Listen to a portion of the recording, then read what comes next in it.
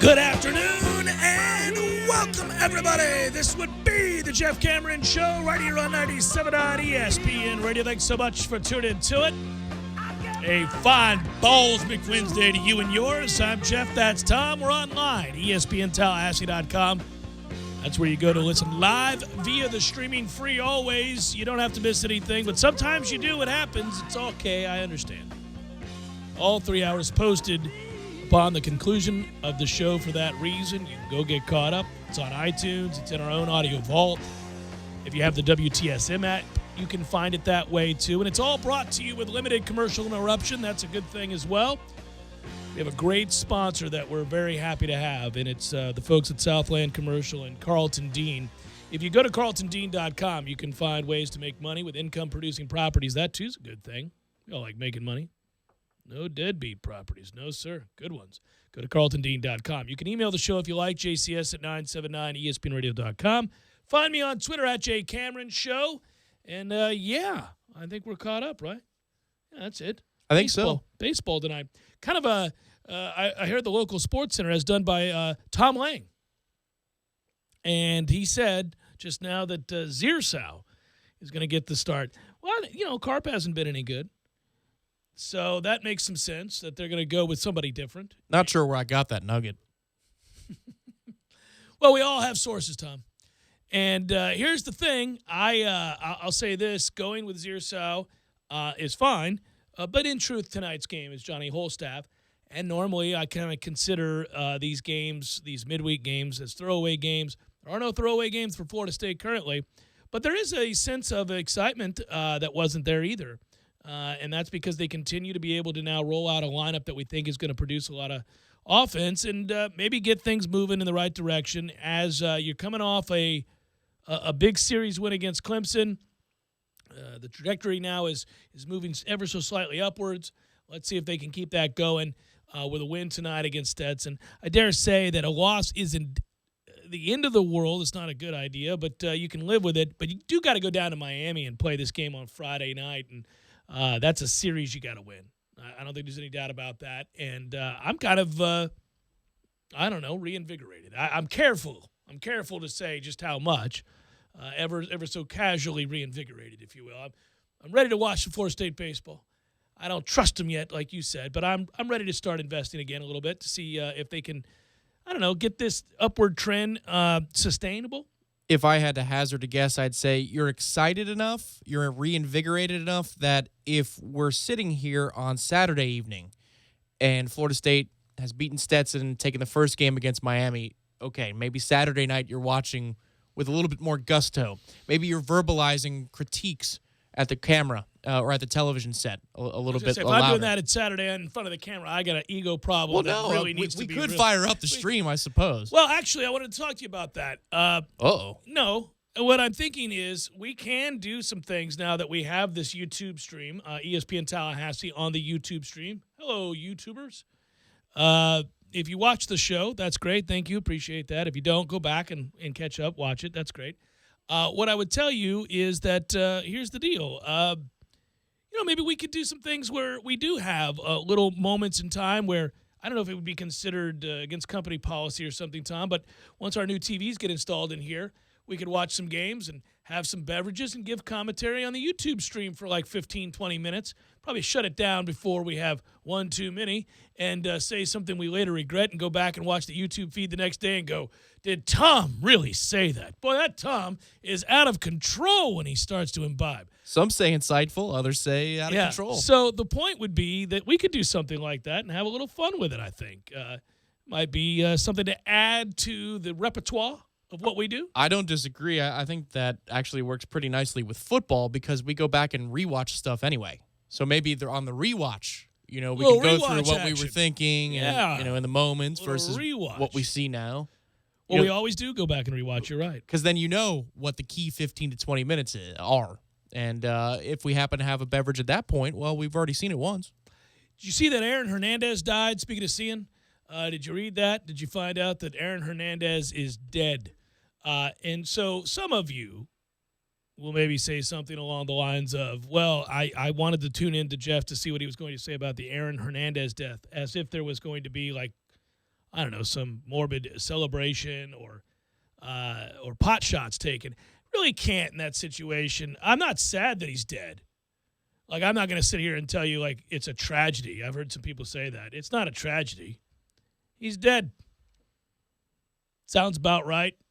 I guess if I were serving life in prison and I was in my 20s and I had thrown away my life and millions of dollars and any opportunity I had to move forward and enjoy my successes, suicide seemed like a pretty good option.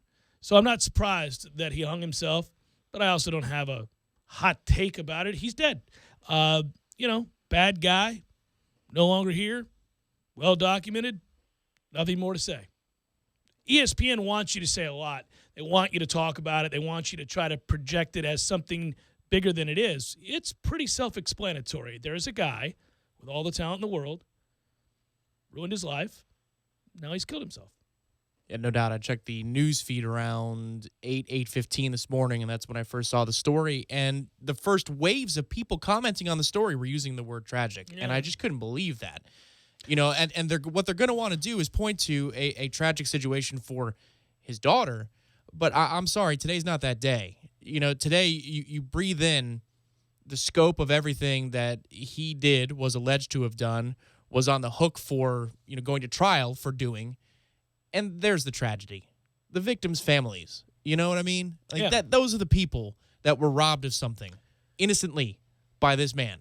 So I reserve no time to introduce the idea of tragedy for Aaron Hernandez. And I'm sorry, no one involved with him right now. That's not what today is about. Please, spare me. I think what happens, it's jarring. If you hear about somebody's death at that age, it's hard to fathom. It's hard. At times I really thought all along this has been rather hard to imagine. I mean, a lot of this stuff, anyhow, leading up to this suicide. Prior to this suicide, I thought this is unbelievable. I mean, this is a guy that catches a touchdown from Tom Brady in the Super Bowl. This is a guy who signs the second largest contract for a tight end in the history of the NFL.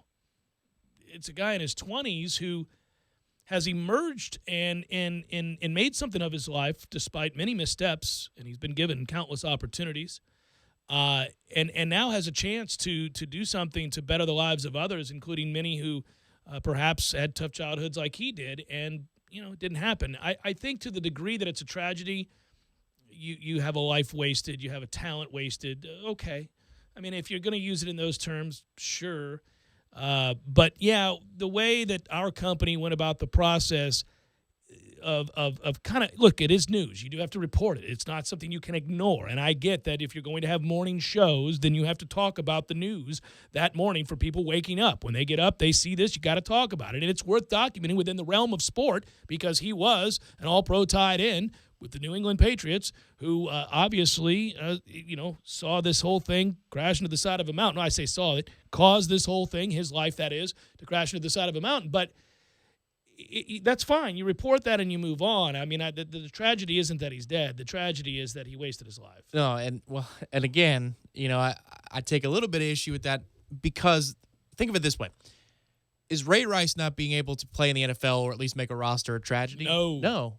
Because at some point it affects somebody else. The tragic stories of people with tons of talent in sports are the ones where, for me, addiction comes into play.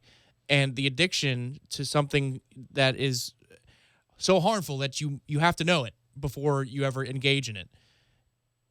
It overpowers you to the point that you turn away millions of dollars and what you're meant to do genetically speaking. That's the tragedy because you're harming yourself. Maybe you're bringing down those close around you who care about you, sure, from an emotional standpoint, and you're damaging them emotionally. Yeah. But you're not killing them. You know what I mean? Well, I certainly have empathy for people who suffer physically. From addiction and depression and all kinds of. You're not robbing a stranger maladies. From having, their dad push them on a swing. Shoot somebody in the head a block from your house. There's a difference. A big one. A pretty big one.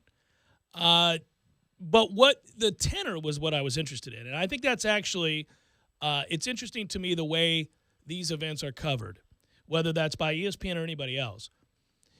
News outlets, sports outlets. I wanted to see if it would take on a tone of sadness. Would they take on a tone of sadness? Certainly, it couldn't be a celebratory tone. You wouldn't do that either. You wouldn't embrace the antithesis of the sadness. But I thought this would be something that you could just, because you have, when you do these morning formats, that the way that they've done now, it's across the board in sports, where they've taken on a Good Morning America sort of approach to doing morning sports, as opposed to the way they used to do it, which was to play last night's Sports Center. You wake up, you saw the highlights, you move forward, and then the rest of the day's programming was the world's strongest man, and that's fine too. Actually, was better, but that or day baseball or other live sports, anything like that would work. But I thought, what they would do is they would try to twist this into something that would allow them to cycle through all of their talking heads to give their opinion on a pretty straightforward issue.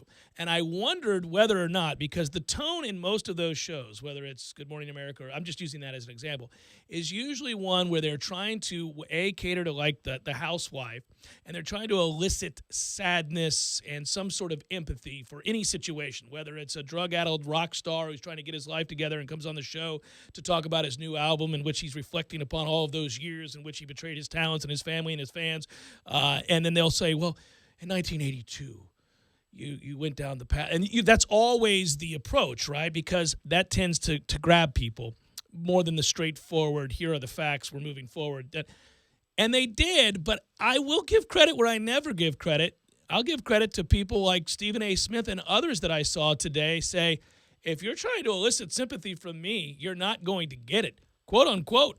They were trying to get him to talk about this as a societal issue and the tragedy of a misspent youth and all. He wouldn't do it. He's like, well, this guy killed people and was alleged to have killed others and shot others, certainly. You're not going to get any sympathy from me. And it just sat there. And I thought, well, there's really, what's weird is sometimes you need somebody there. We always decry the lack of editors now at newspapers. And so a lot of stuff gets into stories that would never have gotten into stories years ago, or it's just improperly written. But you want somebody, a producer in that situation, to say to the hosts, it's not the angle we're going to go for, or, this isn't really the story of the day. This is a story. We have a ledger of them. We're not going to spend a lot of time on this. They should have punted on that. They should have just gone with it's a story. We do have to announce that 27-year-old or whatever he was, Aaron Hernandez is dead, was found dead in his cell of an apparent suicide. I mean, from there, I think that's all you do with it. You don't welcome in your rotating NFL experts and opinion makers to give their thoughts. You don't do it. No. Again, the first thing I saw on social this morning was the news, but it's always in a quote tweet, right? You can just never get the news anymore. But it's Schefter saying it's a tragedy, Bill Belichick calling it a tragedy, and Pat Forty. I'm like, great. 40 was retweeted into my timeline, by the way. I was going to say, why was 40? No, the coddling continues. I'll never forget that one. That's unbelievable. Yeah. But, really, that's the first thing that you're going to hit me with over the head. When you think about this story, you're right. What would an editor say? The proverbial true journalistic editor, if that ever existed. What would that guy actually say about it? Really? You want to spin it to tragedy right away? I just don't think you can. Now's not that time, man. He's not a sympathetic figure. If you want to do it 30 guy for 30, 10, 15 years from now, to examine his childhood and then make a greater statement about how you can live a childhood full of abuse or something, and then that turns you into a monster, there's a place for that. Today, hell no. Hell no. You know what's odd, though, and I don't know, and I will say this, and this is maybe worth your time because it's well written. Sports Illustrated did a very good piece, and Sports Illustrated still does some wonderful long-form articles. I will give Sports Illustrated that. If for all of the silliness that SI.com and other places have to resort to compete with the click. SI.com doesn't care. They will flaunt the swimsuit issue 365 days a year. Yeah, and they'll do all of that, and yet there under the umbrella of Sports Illustrated is a fine piece of journalism and in-depth, long-form story. There was one just written by Michael Rosenberg that I read that is incredibly interesting about Aaron Hernandez, his childhood, his life, his brothers, his mother, his family, his father, the death of his father. All of it's there. There was one thing, though, because they partner with MMQB, the Peter King endeavor.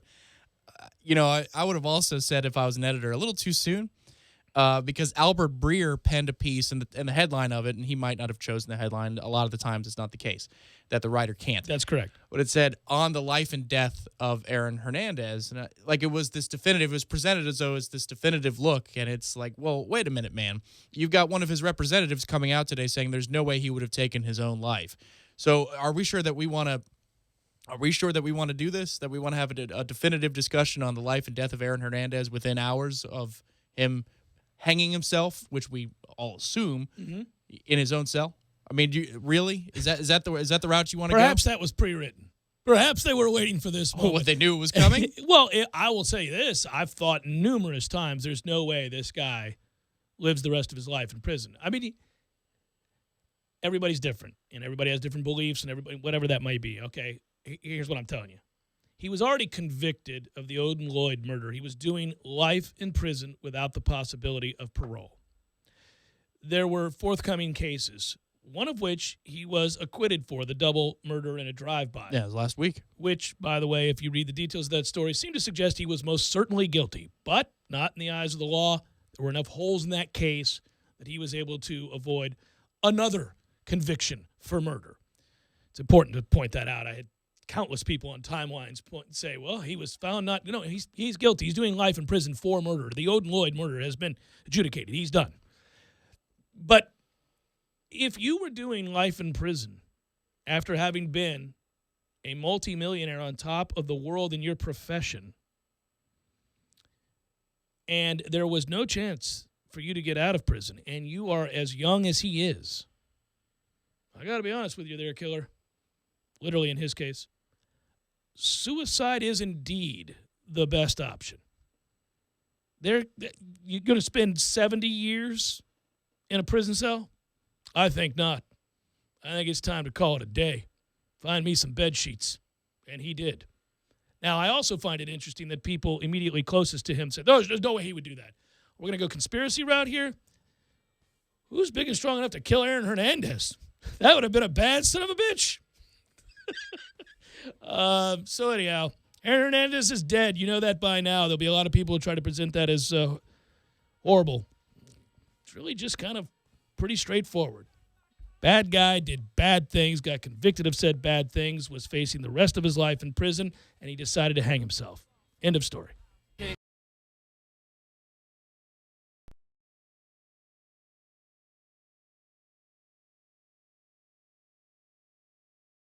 When you're in need of auto repairs, look no further than Nice Tire and Auto Service. Nice has been in business for 16 years with long-term, knowledgeable sales associates. They have the latest wheel balancing machine in the industry. And for passenger vehicles, they service AC, brakes, suspension, tune-ups, and much more. Never sit through a long wait. Nice Tire and Auto has 10 service bays to get you back on the road quickly. If you have tire problems, check out their large inventory with various Goodyear and Michelin tires. Nice Tire and Auto Service, 4792 Bluntstown Highway, 574-4100. You can tell a lot about a tractor by its warranty. That's why Mahindra makes the toughest tractors on earth. With steel, not plastic. Backed by the industry's best limited powertrain warranty, period.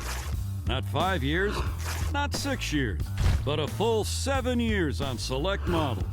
No wonder the other guys are green with envy. No money down, 0% interest, and no payments until July. Available at TNT Supercenter.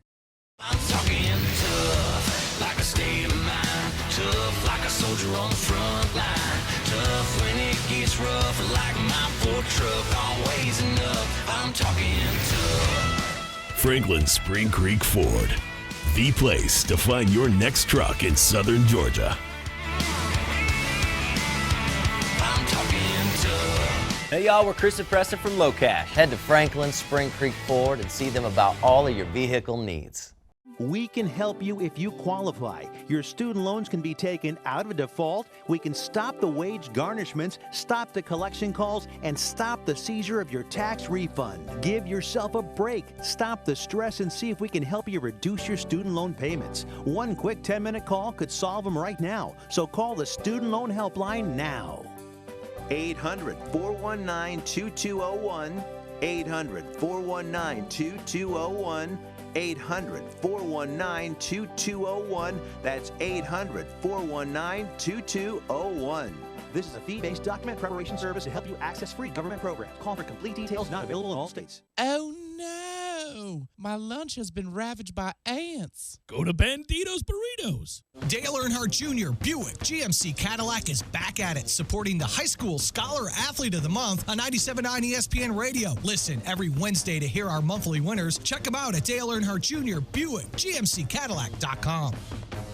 You can learn to DIY just about anything. Today, we'll be making our very own bath beads. We'll need mineral oil, ammonia, and gosh, I feel like I'm forgetting something. After all, some things are better left to the pros, like buying a home, because without an expert to guide you, you're just asking to get burned. Oh, look at that.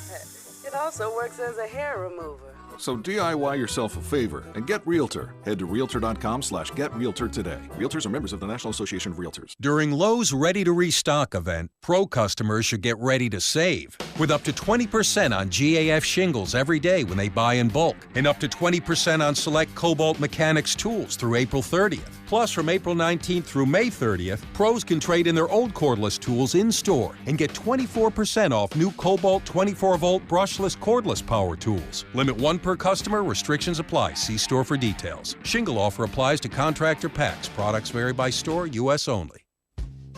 We lead busy lives. That's why Superlube offers quick and convenient service with no appointment necessary at any of our 19 area locations. And remember, Superlube offers a free top-off service between oil changes, checking and topping off fluids, and tire pressure. But did you know that right now when you buy one wiper blade, you get one free, just in time for Tallahassee's rainy season? Superlube it every 3 months or 3,000 miles. How I love to Superlube my car. Yes, sir. Get your weekend started right here on 97.9 ESPN Radio, Saturdays at 6 a.m. with Fishing Florida Radio. Listen to the three amigos, Boudreaux, Steve Chapman, and Captain Mike Ortega as they catch you up to speed on what's new and biting in the North Florida region. Big-time guests, celebrities, interviews, and 3 hours of the fishing info you need. Fishing Florida Radio is brought to you by Sea Quarters Marina off Highway 98 in Carabel. Sea Quarters, your full-service marina.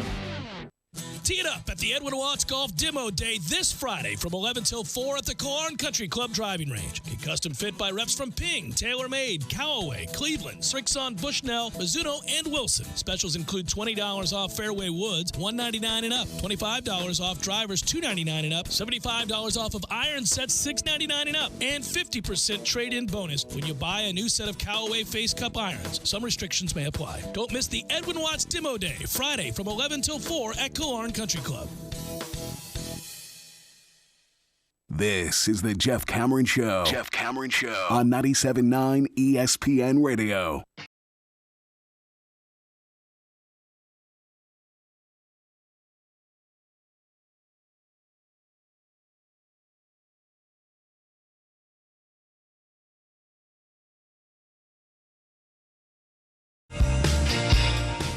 One other addendum on the Aaron Hernandez stuff. It did make me think about the 31 arrests under Urban Meyer when he coached at Florida.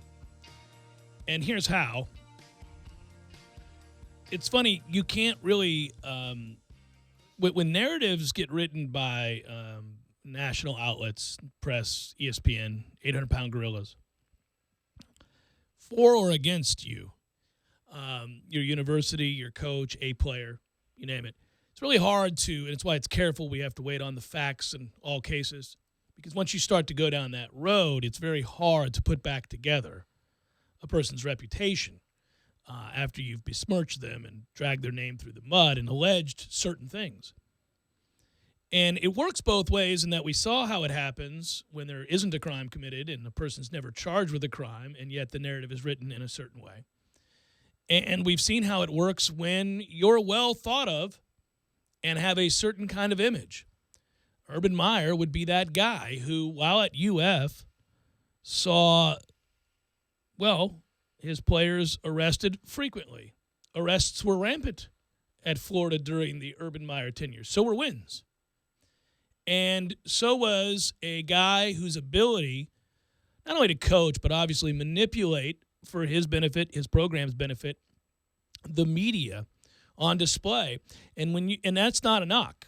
That part is not a knock. You want to hire a coach. It's an added bonus if he's adept at doing so. Using the media the way the media uses you. And when you have that, it can change the larger talking points, and it can allow you to deflect any number of transgressions, in this case, 31.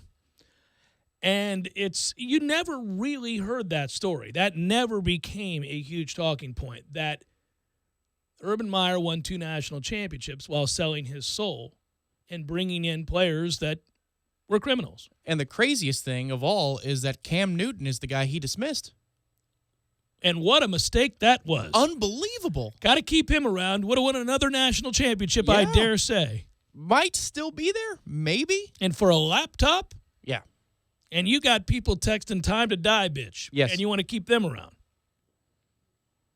Yeah, it is amazing. But that has never really followed Urban Meyer. That's not the national talking point. It's the talking point in Tallahassee. And anybody that has a problem with Ohio State currently or Florida in the past will bring it up because it's ample opportunity and ammunition. But that's not really the way he's viewed. There have been coaches who have had far fewer infractions and far less transgressions under their watch that were absolutely skewered by the press, including the former Ohio State coach, who really, in retrospect, as we've noted, did very little wrong. Jim Tressel is not a monster. I mean, look back at what he got in trouble for at Ohio State. He just gave one of the great exit interviews you can ever imagine. Yeah, I mean, I'll just tell you, though, it's interesting as, and time allows for this. The further removed we get from these situations, the more we have, obviously, perspective to look back on and think, how was that shaped that way? How is it that the story was written that way about a guy like that with 31 arrests under his watch? And listen, for the people that are listening to this that say you're a Florida fan or you're a Ohio State fan or a fan of somebody and you hate Florida State or maybe even hate me, that's fine. We'll see the world through a different prism, and that's okay. I'm not saying this as a shot at Florida because Florida State's had a ton of arrests. Florida State's had a ton of problems in its time as a national championship contender or an annual competitor on the big stage. What you learn over time is that you got to be real careful when you're pointing fingers. I used to play that game in the early 90s with all the other fans. That's what message boards are. Your university houses criminals. No, your university does. Well, yeah, well, what about this guy? All right, well, now you've gone and given me a specific example. I'll throw this specific example back at you, and we'll spend hours incriminating each other's programs and talking about what bad guys these players were, and they become increasingly bad the more they hurt us on the football field. Those guys are the worst guys in the world that we're allowed to play, and this is a cover-up, and all of this happens, and I got out of that game because it's tiresome. But I'm specifically speaking about media narratives and people who are able to shift or avoid labels when the evidence is overwhelming that it's another thing. And in Urban Meyer's case, it's really remarkable. It just shows it goes a long way. If you are eloquent enough, if you are adept enough as an orator, if you are able to sit down and change the talking points and answer the questions you wished were asked of you instead of the ones that are, you effectively become a politician as coach, and you are able to definitely avoid the more serious allegations and the overwhelming evidence that you are a win-at-all-cost piece of garbage, and that's what he is. Total mercenary. And, yes, he knows how to work a room. He knows how to yuck it up and make you feel like you're part of it. And so if you're in on it, then you want to be really in on it, and that's why he was signed up in Bristol for the period of time between Florida and Ohio State. But, beyond that, Notre Dame was considering him for the head coaching vacancy. Of course they were. But think about, okay, you make your jokes about the Catholic Church, that's fine. But think about what Notre Dame is trying to imbue, Right. Yes. Yes, what they're trying to exude. They're talking about, higher entrance requirements to go to Notre Dame, the tradition of Notre Dame.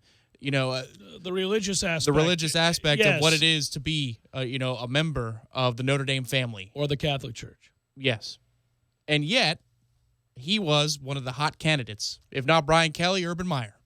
I dare say any candidate that would get them more wins on the gridiron. Then again, Brian Kelly with the old practice cherry picker thing, that did happen too. And temper and any number of things that he does on a regular basis that certainly wouldn't uphold the standards and values of those faculty members at Notre Dame. And apparently at Notre Dame, they're losing patience with that part of his coaching persona. Well, it's embarrassing. It's embarrassing at a non-religious background based institution. But I mean, they're really in the last couple of years, starting to lose patience with that part of his coaching persona. You think it coincides with losses, Tom? Could be. You think it has something directly to do with the fact that they're losing more games and not playing in national championships the way they did against Alabama in 2012? And to that end, a lot of people that are dialed into the Florida football program, the Florida Athletic Department, the Florida booster community. I do. What do they think of Urban Meyer? Well, especially towards the end, where they were willing to tell you what they really thought about him towards the end when the program was falling apart. You wouldn't have heard word one when they were on their way through that dynasty. Yeah, it's interesting because for what Tom's referencing, obviously I grew up in this state, and so you go to middle school and high school and you play ball with guys, and some go to Florida, some go to Florida State, some go to Miami, and some leave the state altogether and all of that. Plus my stepdad's a UF Law grad, Bull Gator. So, yeah, and my attorney, dear friend down in Miami and agent is a Bull Gator, but also went to school here. So anyhow, long story short, yeah, there were those that thought, look,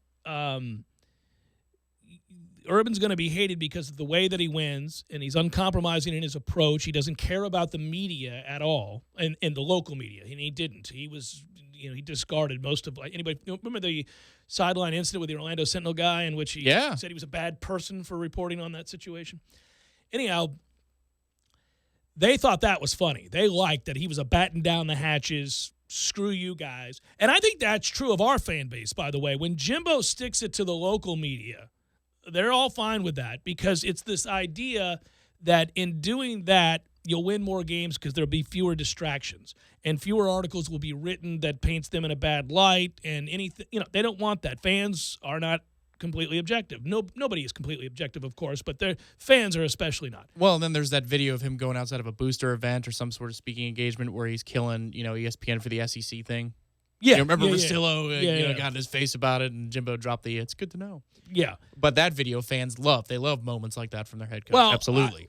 I like moments like that from my head coach when he's attacking the national media for these creative narratives that don't follow the facts. Yes, that's those pressers back in 13 on Mondays, they were very interesting. I don't have a problem with that. You got to be careful. But I don't have a problem sticking up for people who have not been convicted of crimes, have not even been charged with crimes. Sure. And there were a lot of small fires, innuendo, a lot of hearsay, a lot of things written about that simply. Remember Mark Schwartz coming here and asking students, cherry-picking interviews with students who really didn't have a firm grasp of the situation, let alone the fact that they're between 18 and 22 in this day and age, so they don't have a firm grasp on life. It was bizarre. And then, they're going to cherry-pick those so it represents the entire Florida State University undergraduate community and what they think of the Winston situation. Yeah, that was tremendous reporting. Though to answer your question, those fans, yes, certainly at the end were not fans of Urban, and they could see that there was hypocrisy. I think it's a problem with any of our coaches that do it. It's a problem with coaches across the board. There is a level of hypocrisy there. Whether you're talking about athletes not being paid while coaches receive an unbelievable salary, oftentimes through the clothing manufacturers and the clothes they wear and all of those things that you see that you think, and then they bitch about it. Anytime it's brought up about kids, having opportunities beyond their scholarship, and we talk about the hypocrisy in all of this. And people bristle at that. I think they really have a problem with that. I think what I've grown to empathize with in general is that, it's fun and it's in jest at times, and certainly there is a tenor occasionally that I'll take on, almost sarcastically so, because I'm actually making fun in those moments where I say former Florida great Aaron Hernandez, and I repeat myself time and again, Gator great, former Florida, That's really me making fun of how that narrative was written about Jameis Winston, who was never charged with a crime. And that became the lead story across the country in sports outlets everywhere. And Aaron Hernandez played his football at Florida. There was the accusation of drive-by shootings there. He is a convicted murderer, and these aren't things that tended to... The shooting of the guy in the face. Yeah, those things didn't somehow get attached to Florida the way that Winston got attached unfairly, especially since there was no crime committed, to Florida State's reputation. Like those two didn't, it seemed to be, inconsistent to say the least. And so I that's partly what I'm making fun of. But here's what I do know. Urban Meyer's persona was a shield because Bristol loved Urban Meyer, therefore they loved the program. Right. But what I'll say is this: 99.9% of the people that go to Florida, great, I'm sure, wonderful kids, good people, hardworking, all the stuff that we think about the students that go to Florida State and go to most schools in general. I mean, and you root for your team and you hope everything works out well, and you'd like not to hear about the missteps. And what happens is within all of the schools that are competing for national championships, shortcuts are taken. In some cases, crimes ignored. Certainly, boorish behavior. We get it. This is what happens. Our universities are like our little brothers that, we can rag on and you can't. It's just you can't, yeah. But they're like a little brother that just has us over a barrel because they take our money, It's like they take our tuition, then they take the book money, and then if you want gear for the sporting events, and then if you want, to pay to play as a season ticket holder, you got to pay up front, and then you can get your season tickets on top of that. Absolutely. But we draw the line at murder. We do draw the line there. We typically draw the line at murder. We think at some point you got to report on that. You got to talk about this. You got to say Urban Meyer's reputation can no longer be sterling. It can't. We have to, directly link. Enough is enough. I somewhat kid. Jeff Cameron Show, 97.9 ESPN Radio.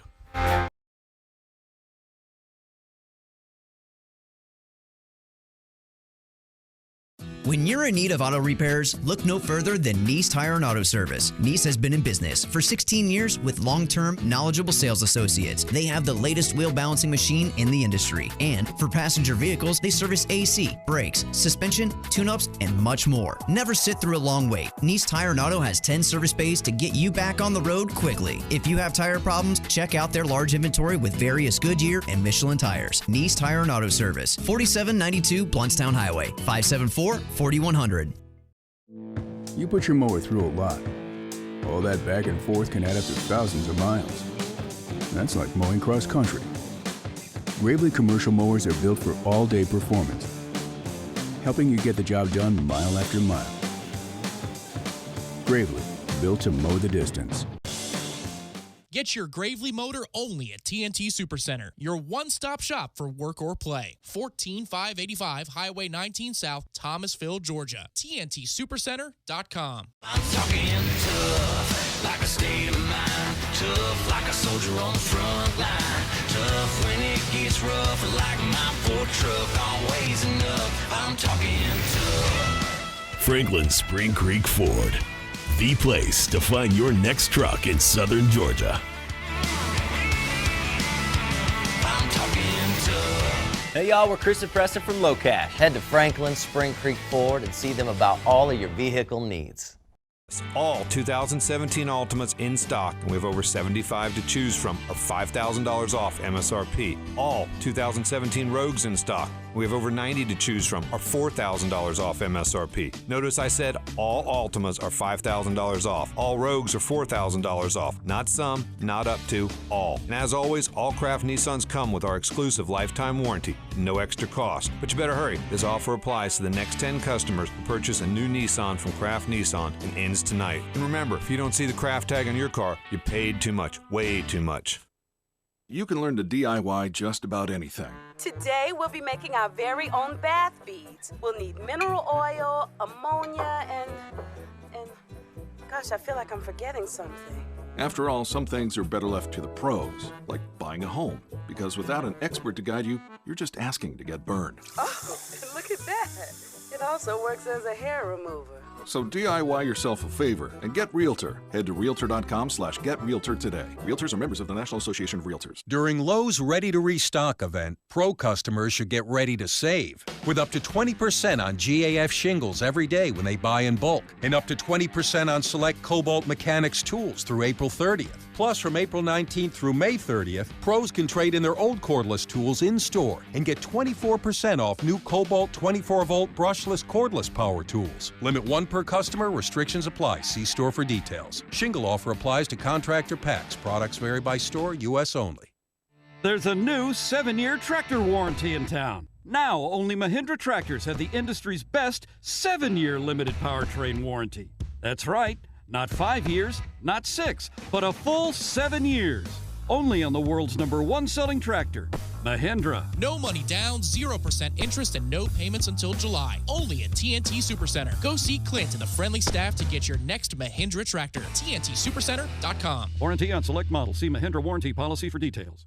If you haven't stopped into Tallahassee's favorite hangout, the Fourth Quarter Bar and Grill on North Monroe Street, you're missing out. Hey, it's me, Courtney. Hey, it's me, Marissa. Last but not least, I'm Kim, and we're the girls from the Fourth Quarter. Okay, girls, there are lots of great nights to stop in at the Fourth Quarter, including Monday, where it's happy hour all day, including 2-for-1 Wells. There's Tuesday night trivia with Professor Jimmy, where you can win money. What other night should we stop by the Fourth Quarter? It's Kim again. Join me Saturday and Sunday mornings for Bubbles and Brunch from 7 to 2. $18.99, all you can drink mimosas and Bloody Marys, and it includes breakfast. Hey, Riss here. Come join me for lunch. We have over 20 lunch specials for just $7.50, and that includes a drink. I'm Courtney. Visit me on Monday nights when we have 2-for-1 Wells, calls, and domestic drafts all night. Don't miss out on the girls of the Fourth Quarter. Pick your favorite night and stop in. Say hi to the girls at 2033 North Monroe Street, the Fourth Quarter Bar and Grill, Tallahassee's favorite hangout.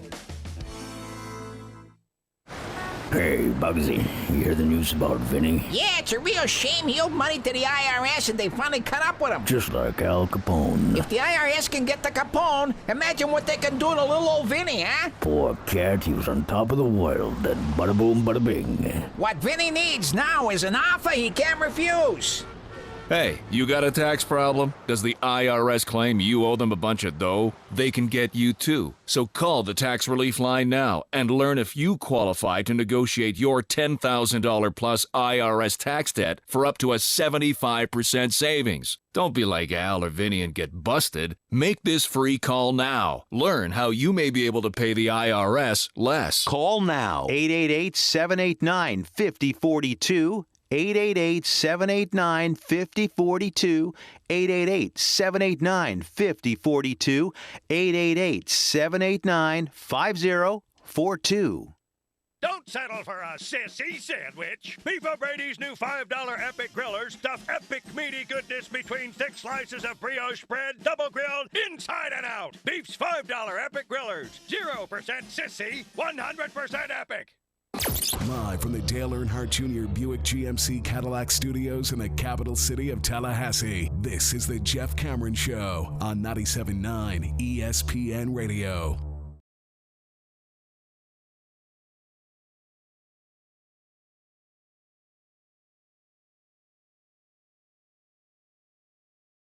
Show 97.9 ESPN Radio. JCS at 979ESPNradio.com if you're emailing. On Twitter, it's at Jay Cameron Show. Actually, if you read that story that I referenced in SI with Aaron Hernandez, it's a well-written story, first of all, but secondly, it kind of reveals it wasn't that bad a childhood, actually. When you read that, you're kind of like, oh, this wasn't nearly as dreadful as I was figuring a future murderer would have had, right? Most of those, and I've done a lot of reading. You call it morbid on those that end up going down that path, buddy. Just a little bit. Well, and that truly, and we'll move on from this, would be the extent of how or why, if you want to apply the term tragedy, you could, is if you one who believes there are varying degrees and debates that take place centered around how much we are in charge of our own lives and the people we become. And so, based on the childhood you have and the parents you had and the experiences you had. And so if you want to say that whatever happened back there that led to this, And that in and of itself could be considered a tragedy. Maybe I'll give you that. But you're right, not on this day. This wouldn't be the day. This is the wrong Certainly not day, for man. Sports Center to do it. No, that's going to be your first reaction. You should choose your first reaction to this carefully. Well, I'll give you what's tragic. CB Buckner. That's tragic. Go watch that guy's strike zone and tell me that's not tragic and a bastardization to the integrity of the game, huh? Have you watched this thing? For people that haven't, please. What would you say you do here? F things up. CB Buckner is a longtime Major League Baseball umpire. A running story on the Jeff Cameron Show for almost 20 years is how umpires in Major League Baseball and the union, meaning the umpires union, way too strong, aren't held accountable. And I would like to see short of a strike. I mean, this has happened before where Major League Baseball did this to them. I'd like to see Major League Baseball exert a little bit more of their power to enforce a standard that is routinely not met by umpires who think that they are immune to the rules and to accountability, and largely get away with enforcing sort of their own justice if they don't like a player, if they don't like a manager, if they don't like a team on a particular night that may have complained about a call early. I mean, you see these things all the time. It happened last night. Go look at CB Buckner butcher the end of the Washington game, but also, and it's a game Washington wins, so it becomes less of a story, had the pitch that was then ordered to be thrown because of a erroneous foul ball call that allowed for the game to continue when it shouldn't have. Had that turned into a double in the alley and that game had gone on and not gone Washington's way, it's not – a lot of times people love to grandstand after situations like that and talk about it in almost like Greek tragedy terms, right? But there's a good reason to believe that Washington, along with the Mets, and perhaps the Marlins, we'll see, are going to be involved in a serious chase to the final week of the season to win that division. And there is a very good chance, because we've seen it happen many times before, that one of those teams, I think it's the Mets and the Nats personally, beats the other by a game or two to win the division. So it's a big damn deal if you screw somebody on a particular night. Now, it worked out for the Nats, but go watch that call and then go back and also watch the at-bat Jason Worth had, in which CB Buckner calls him out on strikes. There are 6 pitches thrown in the sequence. None of them were strikes. 3 of them aren't close to being in the strike zone, including one that is called a strike for the final pitch of the at-bat. The 6th pitch of the at-bat is, do you think I'm being a little bit over the top if I tell you that it was 8 to 12 inches, almost a foot outside the plate? Oh, yeah. It was on the inner half of the chalk of the opposite left batter's side, box. Yeah. Yeah. It's not really Well, close. that's how far away. Okay, the distance between, let's say, your knee and the top of your foot, for those, in their cars or at home. That's the distance between where the bat was fully extended out to and where the ball actually was on this call. Yeah. In which CB Buckner says, foul tip or foul ball, let's continue the game. That's how much the bat missed by. That distance. Think about that. A major league freaking umpire. Well, and here's the problem with being a renegade cowboy behind the plate and deciding you're going to do whatever you want to do because it's your plate and you're the home plate umpire, the lead umpire, and you're going to do whatever you want, is that in those situations where your gross incompetence costs a player, in this case an AB, an out, percentage points perhaps on his batting average or a chance to drive in runs and make a difference in the game, in and of itself, you'd say it's one at-bat, one game, umps miss calls. But when you do that and you have a history of doing that and nothing has ever caused you to reconsider your approach because Major League Baseball can't do anything to you or hasn't chosen to, then you get guys take over the game and the integrity of the game is affected, and you can't have that. Then you're watching something that's not real competition. And this occurred. The other problem with it is that Worth can't say anything to this guy because he'll get thrown out of the game. He'll get fined for doing it. And this is stuff you and I have talked about before. It's one thing for a guy to miss a call. We're sympathetic to that. It's a hard job. And there are tons of borderline calls. It's an easy way to fix this. Well, I'm not for the electronic strike zone. Not yet, anyhow. And I think that if you hold umpires accountable, then, it makes it all the easier to say that, all right, well, look, we're okay with umpires, the human element of it all. Because I don't mind guys that are going to call the fringe strike. There's always going to be a fringe strike, right, when the ball is literally on the black. Or if by definition you're looking at the numbers to the knee or the letters to the knee, some guys will give you the numbers strike, but then they won't give you the knee strike, anything that's right on the edge, and vice versa. I kind of like that element of the umpire being unique to the game, in which going in, the rotation of umpires, okay, he's calling the low strike tonight. You just got to be consistent. And that's all hitters ever say is make it consistent. I'll deal with the fact you're going to call the low strike tonight. At least I know what to swing at. But you can't call the high strike too. It's one or the other. I'm okay with that. I kind of like it. It's all part of it. It's been going on in baseball for 100-plus years. If it's just that, and there's nuance between one umpire to the other in that realm, hey, he calls high, he calls low, he calls outside, he calls inside, then you can deal with it.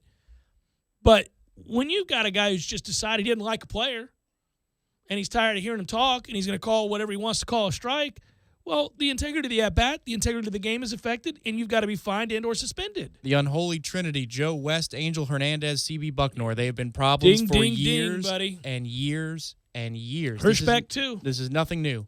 Mark DeRosa today on MLB Central, their little morning show they have on MLB Network. Everybody's got one. Everybody's got one. It was actually really good today. I'd say 3 or 4 good long segments. I'd rather enjoy television. that show. Yeah, sure. DeRosa was incensed because he knows this guy's got a reputation for years. He's one of those. It's the way people viscerally react to Joe West missing a call or taking over a ball game or a moment in the playoffs or a World Series when they're on the desk of those for TBS, yes, or for ESPN or for Fox, because they've been there. They've been between the lines, and they know this guy. I mean, West has been doing it for how many years? 30? Oh, good Lord, yeah, cowboy. Exactly. And so DeRosa today on the set of Central was just, he's done with it. Well, remember CB Bucknor ringing up, who was it from the left side of the plate in the A's game about 4 years ago on a 2-1 pitch? It's a strike, and he gives him the full-on thing, and the player looks back at him and almost begins to chuckle like, Clown Show couldn't wait to do that. Sure. You? And, exactly. It's because they have the rabbit ears, man. Sure. They don't like if there's any kind of questioning of their authority.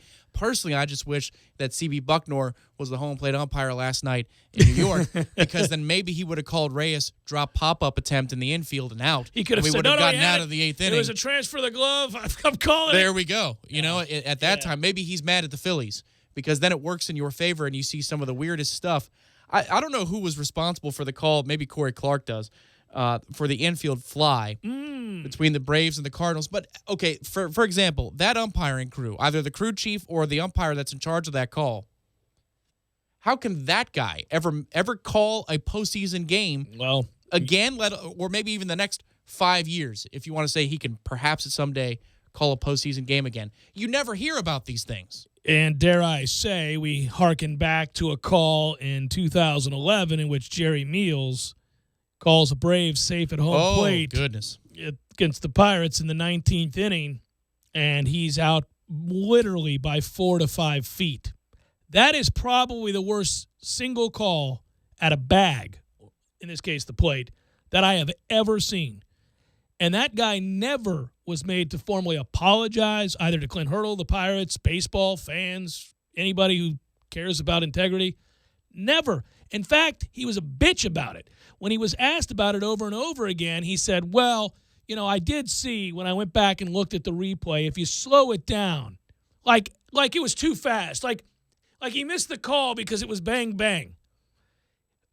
I do see his pant leg move, so perhaps he got the tag on him and I missed it.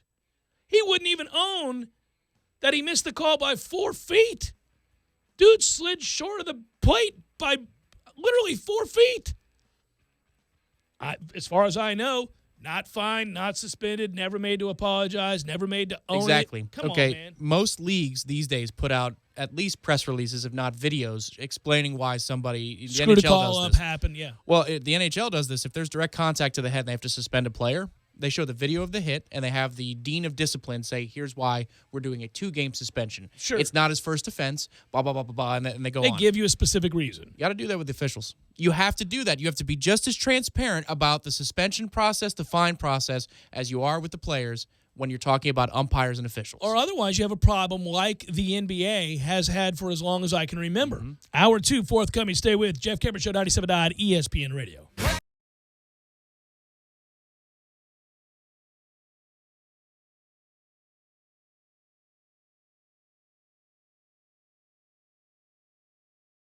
When you're in need of auto repairs, look no further than Nice Tire and Auto Service. Nice has been in business for 16 years with long-term, knowledgeable sales associates. They have the latest wheel balancing machine in the industry. And for passenger vehicles, they service AC, brakes, suspension, tune-ups, and much more. Never sit through a long wait. Nice Tire and Auto has 10 service bays to get you back on the road quickly. If you have tire problems, check out their large inventory with various Goodyear and Michelin tires. Nice Tire and Auto Service, 4792 Blountstown Highway, 574-4100. You can tell a lot about a tractor by its warranty. That's why Mahindra makes the toughest tractors on earth. With steel, not plastic. Backed by the industry's best limited powertrain warranty, period. Not 5 years, not 6 years, but a full 7 years on select models. No wonder the other guys are green with envy. No money down, 0% interest, and no payments until July. Available at TNT Supercenter. I'm talking tough, like a state of mind. Tough, like a soldier on the front line. Tough when it gets rough, like my Ford truck. Always enough, I'm talking tough. Franklin Spring Creek Ford, the place to find your next truck in southern Georgia. Hey y'all, we're Chris and Preston from LoCash. Head to Franklin Spring Creek Ford and see them about all of your vehicle needs. 0.0 unweighted GPA, never scoring less than an A in any class throughout high school. She is a member of 2 honor societies, organized Leon's Dance Marathon raising money for cancer research, and is a youth lector at St. Peter's Anglican Church. As the April female winner of the Dale Earnhardt Jr. Buick GMC Cadillac High School Scholar Athlete of the Month, Leon's Anna K. Ford is now qualified as a finalist for the Dale Jr. $2,500 end-of-the-year scholarship. Check out all of the Athlete of the Month winners by visiting our website, espntallahassee.com, and to help support the folks at Dale Jr., check them out on the corner of Capitol Circle Northeast and Miccosukee, or by visiting online at Dale Earnhardt Jr. Buick GMC Cadillac.com. As spring brings new color to the world, why not bring new color to your walls? Ask Sherwin-Williams during the 4-day super sale and save 40% off paints and stains April 21st through the 24th. With such great deals, you can give your whole home a color makeover. Your neighborhood Sherwin-Williams paint store is right around the corner. Find it at sherwinwilliams.com/save. Retail sales only. Some exclusions apply. See store for details. If there's one thing the pros at Advance Auto know, it's parts. Advance Auto Parts and Batteries, this is Kelsey. Hi, Kelsey. I'm on your website, and it says I can buy online and then pick up in store. Yes. And how long does that usually take? 30 minutes or less. I need a battery for my 2013 Ford Escape. Our Autocraft Gold, it's got a 3-year warranty. Man, you really know your stuff. I'm 33. Am I too young for a cardigan? Too young for a cardigan. Advance Auto Parts. We know everything about auto parts. Order online at advanceautoparts.com and pick up your order in store in just 30 minutes. Broadcasting live from the Dale Earnhardt Jr. Buick GMC Cadillac Studios. This is 97.9 ESPN Radio, WTSM, Woodville, Thomasville, Tallahassee. Tallahassee Sports Center.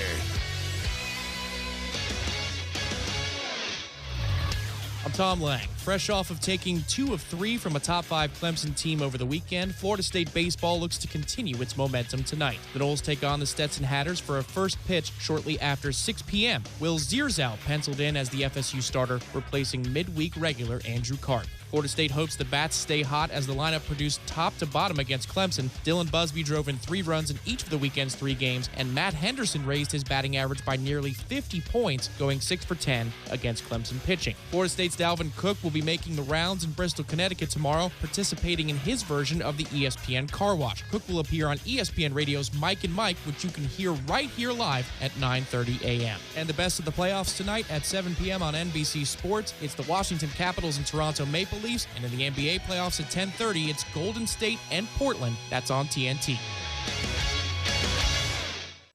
Live from the Dale Earnhardt Jr. Buick GMC Cadillac Studios in the capital city of Tallahassee, this is the Jeff Cameron Show on 97.9 ESPN Radio.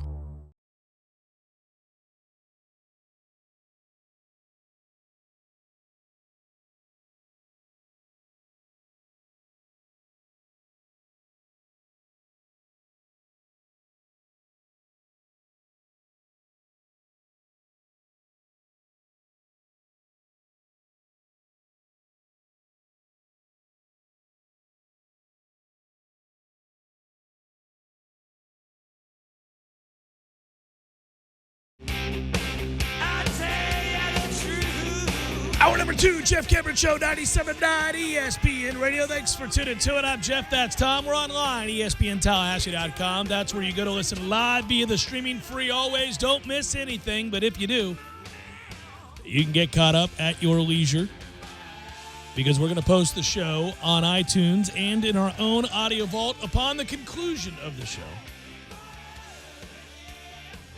And it'll be brought to you with limited commercial interruption thanks to our wonderful sponsor, fine folks at Southland Commercial, SVN, CarltonDean.com. Go there to find out ways in which to make money. Yeah, income-producing properties, CarltonDean.com. Email the show if you like, jcs@979ESPNradio.com. Find me on Twitter at JCameronShow. WTSM app works well for all your mobile devices. And the YouTube feed, you'll find us, ESPN Tallahassee. Hello, YouTube. Good to see you. And there you go. There's that. There's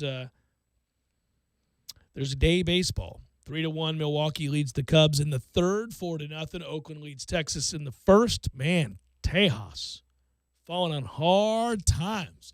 And the Pirates have the bases loaded in the eighth, down 2-1 to the Cardinals. So we'll see. So this segment came a little too early. It did. I was trying to watch the McCutchen at bat, which ended up in a walk, and so he's on base, and Polanco's up.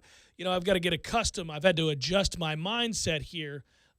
This is me accepting the 100 losses the Pirates will take. Oh, 100 losses? Well, you got to understand something.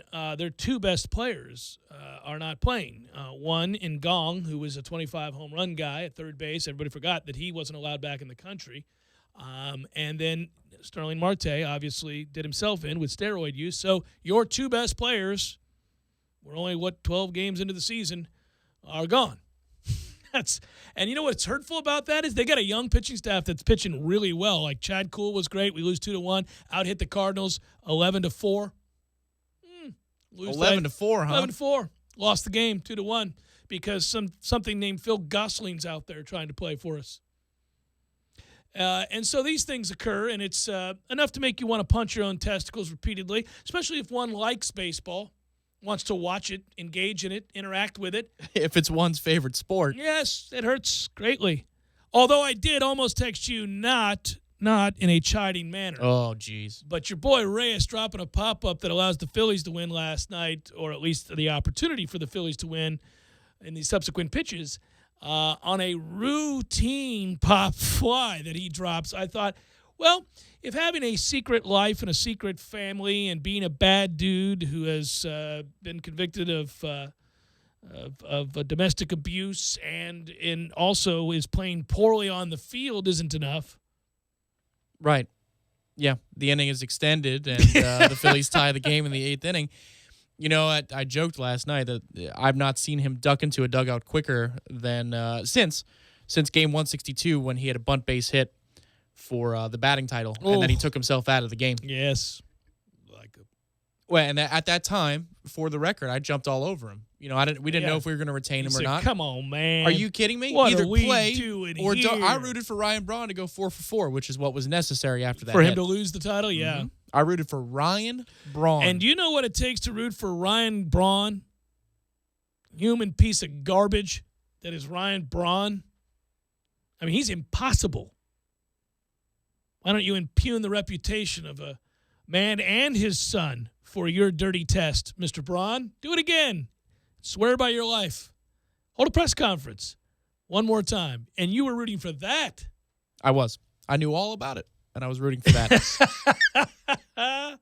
Oh, what we do, man. What we do. Baseball's got that drama. Tonight, Florida State plays baseball. They'll do so against Stetson, who's a good team, who at one point was pounding Florida 10-1. The rains came. Florida ducked them the rest of the way and chose not to finish that game. Stetson's SID wrote a wonderful write-up afterwards, and we all had a chuckle tonight. We would hope that Florida State's overall dominance, of which it has been noted over Stetson, continues, because if it does, Florida State will have gone from losing 4 straight to winning 3 straight and winning a series over Clemson, a midweek game against a good Stetson team, and they will make their way down to Coral Gables against the University of Miami with an opportunity to, further your chances of playing exceptionally well at the end of the year, or at least certainly a lot better than you've been playing over the course of most of this regular season. Well, let's just say that Stetson plays to the quote-unquote baseball card. The record isn't great. They're capable of putting up a lot of runs against a team like Florida. Record's not great, so let's say they played to that. You beat them twice today, and then next week we play them in a midweek game. And you can sandwich that, or put in the middle of the sandwich, that is, 2 out of 3 down at Coral Gables. Then all of a sudden you're hosting Virginia here in Tallahassee next weekend, and you're excited about it because now you got a chance to get comfortably above 500 in ACC play. Now you're looking at, can we get into the top 3 in the Atlantic standings? Can we run down Wake Forest? These are much better conversations.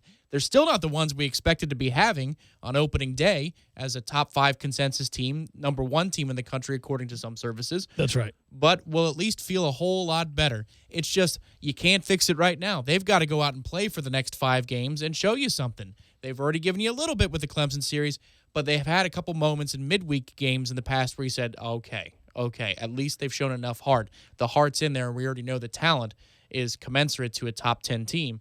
Let's just put it together.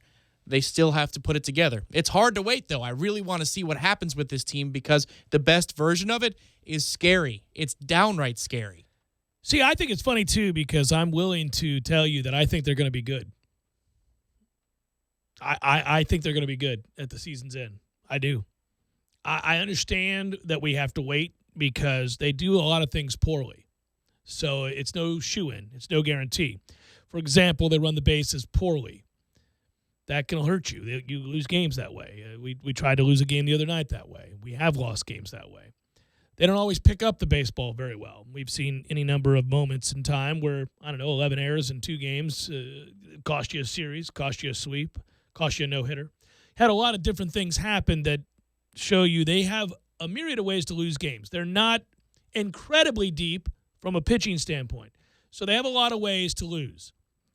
But the offense, as you duly noted, and as we statistically pointed out yesterday, that it's one of the best in the country, not just in runs, but on base percentage, all of those things. Doesn't always shine, doesn't always show up, isn't as consistent as you'd like it to be. But on the whole, it's one of the better offenses in the country. And you feel like if you get just a modicum of defensive prowess and decent play on the base paths, that you could win a lot of games. They could end up being the team we thought they were going to be. They will not have the record that we thought they were going to have. They will not have the ranking at the end of the year that we thought that they would have going into the postseason. But they could go into the postseason being a very dangerous team. And I think now that they're healthy, and you look at that lineup, and the lineup was posted earlier. Eric Llewellyn posted it. In fact, I have it for you now. Walls, Busby, Luke, Neaporte, Raleigh, Applin, Mendoza, Henderson, Flowers. This is the lineup they had hoped for. Applin, Mendoza in the bottom half of your lineup. That's incredible. It is. Henderson's Henderson, although he had a great series. I love Flowers at the bottom of the order. God forbid Taylor Walls ever does something besides walk. If he starts hitting, he does get on base, and so therefore he's not a complete liability. But if Taylor Walls starts playing to the back of his baseball card from a year ago, then Florida State's not just a dangerous lineup. They're potent, they're elite, and they could cause all kinds of problems. I do relish the opportunity. By the way, Zirso will be on the Hill today. I do relish the opportunity to be like a 2 or a 3 somewhere and get sent to somebody's regional and think to myself, that's the person, that's the team, that's the fan base that will be livid the way we would be running into a red-hot team with real talent that underachieved during the regular season. And that's happened before. We've seen that happen before. Teams, for whatever reason, have bad years, get right at the right time, get sent to your regional, and you think, man, on paper we should win this regional, but look at the way they're playing. Look at the problems with this team. It doesn't play well for us, bad matchup, whatever it might be. Florida State's offense, at the very least, and just the offense right now, is a bad matchup for a lot of teams because college pitchers aren't very consistent. And the ability to throw strikes is what is required of you to beat Florida State because they're not going to swing and miss freely. They're not going to chase balls outside of the zone. It's one thing they do really well. Mike Martin Jr.'s approach is one of patience, but also selective aggressiveness. They'll swing at the first pitch if you're pouring strikes, so they're not just to sit around and look at everything kind of team, but they all know their zone. And I think the best thing Florida State does, and this has been going on for many years now, and I got to give Junior credit. Yes, he's a friend. I'm not going to dodge that, but the numbers are the numbers. Regardless of our friendship, go look at the numbers over the last 5 years or longer. They speak for themselves, and they have nothing to do with a bias. If you look at the approach offensively, what they do with these guys, let's just use, for example, Walls, Busby, Luke, Neoporte. Any player that is a regular on this team has been given an opportunity to see the old Ted Williams batting square, which is, yeah, that's a strike, but you hit 157 with this segment of the plate. So I don't want you swinging at that strike. You swing at these strikes where you're a career 352 hitter. And certainly we ignore balls. So these guys know their zones. We can do it a little bit more with 2 strikes, though. We could, get the bat off the shoulders a little bit more. Shorten up. A little bit more. I think even if it's not in your zone. Yeah, no, I do think, I will say, I think that's part of the problem with that approach is that you are trying to instill a certain way of thinking about each AB, and these guys work really hard at locking in on the red parts of their zone as opposed to the blue. And some of those blues are in the strike zone. And if you get so accustomed to spitting on pitches in the blue, and for those that don't understand what I'm talking about, if you go back and get the old Ted Williams book, it shows his career batting average in every part of the strike zone. So if you just envision the square that is the strike zone from the letters to the knees, it shows you what he hit. And in the areas where he's hot, it's red, and the areas where he's cold, it's blue, and there's lukewarm and everything else. But Google searched that not just for the image itself, but for the image in Cooperstown, because it's a great 3-dimensional look at exactly what you're talking about. So and it also just shows what a prolific hitter he was, because there aren't they have the numbers there too. There aren't too many cold spots. But like high and outside as a ball, he hit what? Oh yeah, it's 350, 380, some ridiculous number. Yeah, one of the greatest hitters of all time. So I'd love to see one for Tony Gwynn too. But anyhow, that said, or Rod Carew, but you look at that square and, again, you can picture this if you're watching a Florida State game and just understand why certain guys, we call it spit on a pitch. It's just, there are pitches that is you see it. If you get that look from behind the pitcher, you say, well, that's a strike. Why didn't he swing at that? Well, I mean, a lot of times that's a hitter who knows, look, I'm hitting $130 on those pitches low and inside. Low and inside strike, I'm susceptible to. All hitters are susceptible somewhere. And pitchers in Major League Baseball spend hours along with management looking for those holes in your swing. And everybody's got one. There are very few that can cover every part of the plate extremely effectively. But it's also hard to execute those pitches. Even more so, back to my original point, with college pitchers. So our patience, making you throw strikes to the weak areas that we don't hit the ball well, is phenomenal. But when it gets to 1-2 or 2-2 or 0-2, if your mindset is, I can't swing at certain pitches when this is because I have a poor batting average, then you're not accustomed to fighting off balls or swinging at balls that would allow you to stay alive. Now, there are guys in this lineup who do that, J.C. Flowers being one of them. And so, that takes time. That takes a maturity and a patience at the plate because most people are very eager. It's hard not to be eager at the plate. Well, and the hard part is, too, to, kind of concede that college baseball is developmental in by definition. In a lot of ways. Yeah. You're trying to win games. You're trying to, but still. But, I mean, for the most part, if you were good enough, to be in the minors, you would go to the minors. You know, to sign a That's contract changing, with a major though. league club. That's changing. A lot of guys are choosing to go to the college route. Well, especially if they're affluent, you know, but if they can grab a payday and they're good enough to get sent to even, you know, high A ball, they're at 18, they're going to get in the system. They want to be put into the system. And so there are a lot of projects that, you know, a hitting instructor has to bring on. The one thing that you can really, really control, though, I'll give you defense at times, but base running, you can really control that. And we've been average to poor at it a lot. After the last being really few years. good at it for so long, I just don't know what's happened with that. We've been bad at it for long enough now that it's a like, come on now, It's guys. assumed. And you need details in order to be able to win some of these games where you're thinking that maybe 4 or 5 runs isn't enough consistently, unless Holton's pitching. You know what I mean? Yeah. So Well, let's I not was- give outs away. You know, that's really frustrating, and it's been a bit of a bugaboo here for, 2 or 3 out of the last 5 years? 4 or 5. Yeah. I mean, and it's weird, too, because it's reached a place where I'll tell you that I feel like I go into a season assuming they're not going to run the bases well. And for a long period of time, that just simply wasn't the case. To me, that's akin to clock management in football. That's something that you can control. You can coach. You've got to be able. I mean, there are times when a guy's going to get hung up. You know, if a ball doesn't get too far enough away from a catcher, and he's hung up between second and third or first and second, and now he's in a pickle. Like, I get that. That's the randomness of where the ball goes if a pitcher spikes one at 58 feet. Yeah. But, you know, getting picked off a second base in a 2-2 pitch on Monday is not. That one really bothered But you. it's not an extreme example of Right. some of the problems we've had. That one's going to It's- stick with you for a while, though. Because we won the I game. just can't with the count the way it is, man. it's you know, silly. Yeah, well, it's the Jimmy Dugan in a league of their own, Right. You know, at the end when he's learned not to yell and Yeah. he's just shaking, Yeah. you know. And then next time when you try to hit the cutoff man, that's what I want you to work on in the off season. is hitting the cutoff man. What I want you to work on. yeah, it's a great scene. Tuesday, we have an off day tomorrow. Yeah. Do not get picked off on a 2-2 with 1 out. Again, when I repeat the lineup, Walls, Busby, Luke, Neoporti, Raleigh, Applin, Mendoza.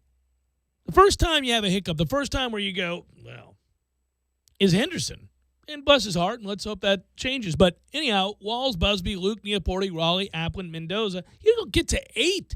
You don't start cringing till you get to 8. And then immediately after is Flowers, and you go, all right. There have been teams, my point is there have been many teams, unfortunately, too many to name in the last 10 years, where when that lineup came out, I'd look and I'd go, he can hit, automatic out, he can hit a little bit, that's kind of probably an out, and he sucks. Like that was the way that I went through. There have been some of those teams where I've thought, good, terrible, can't hit a lick. My God, these are 3 automatic outs. I mean, we had a major leaguer on the roster, 2 of them, because James Ramsey's been called up at some point, hasn't he? I think he's got a cup of coffee, I think. But, you know, it starts Travis, Johnson, Ramsey, Boyd. Okay. All right. Got to do nice. some damage 1 here, through 4. boys. Yeah. Got to do some 1 damage year of right Justin here. Gonzalez, with his freshman year, I think it was. That was okay.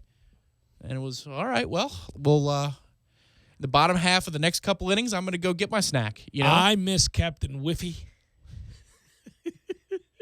He was one of the longest balls I've ever seen hit. Well, he would uncoil. He was would. like a long drive champion. He would Down in uncoil. Gainesville. Yeah. Oh, he almost hit the base of the O-Dome. He's, Brett Groves hit one that still hasn't come down. All those years ago, a grand slam in Gainesville, and I was on the call, and I trampled Lee's call, and he was furious. I got a stern talking to during the break about trampling on a play-by-play man's call. Jesus, Lee. He twitched. He was furious. I can picture it like it was yesterday. It's the Jeff Cameron Show, 97.9 ESPN Radio.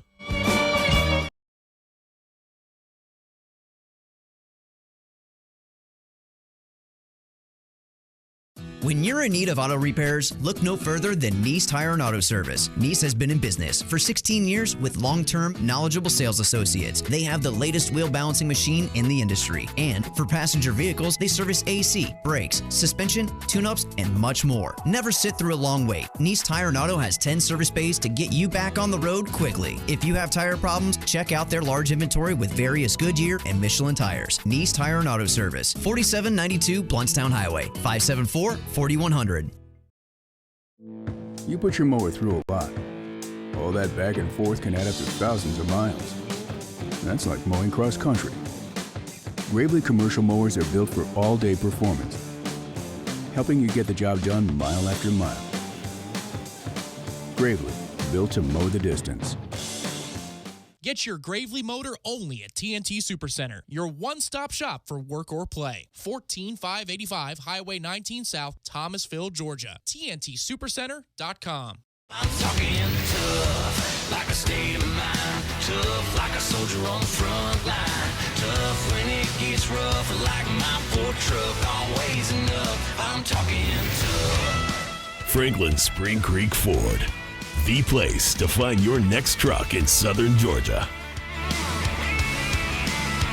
I'm talking tough. Hey y'all, we're Chris and Preston from Low Cash. Head to Franklin Spring Creek Ford and see them about all of your vehicle needs.